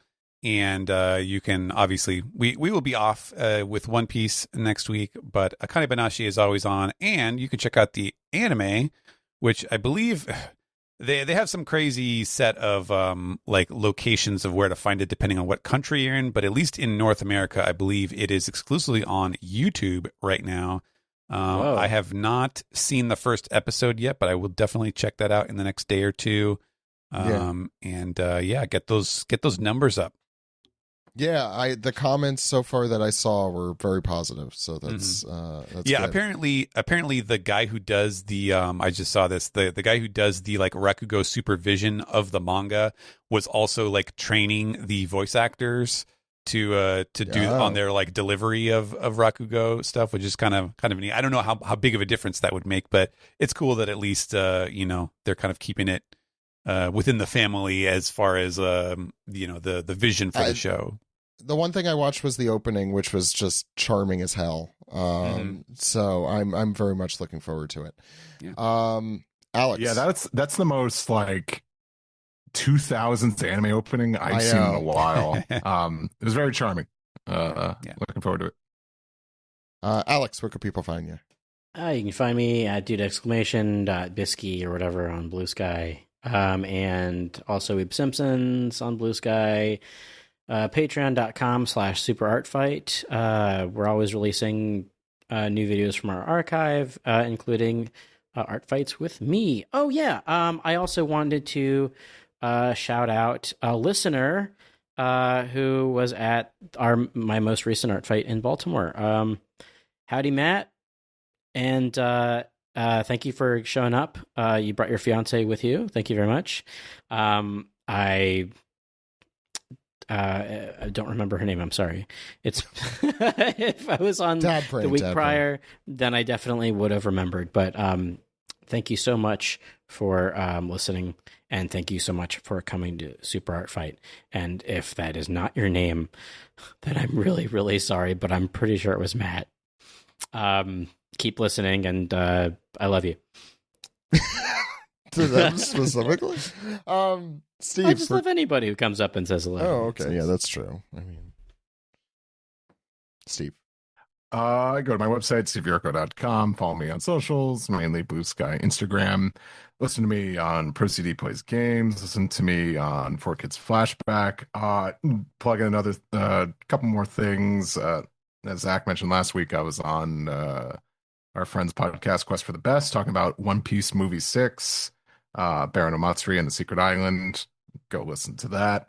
Also, we on ProCD Plays Games, we just did our April Fool's video this year, which was the most ambitious we've ever been yet. So please check that out because we put a lot of work into it.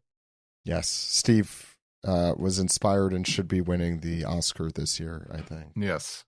The kids say I acted my pussy off. That's what the kids say? I've heard that, yeah. Weird. How lovely. Sorry, I just love Steven's. Much to think about. Wow. Maybe I should watch this.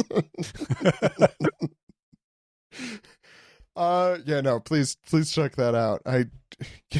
I watched it like 2 days after it came out. It still doesn't feel like that came out this week. It still feels like that came out several weeks ago. But that's just my time.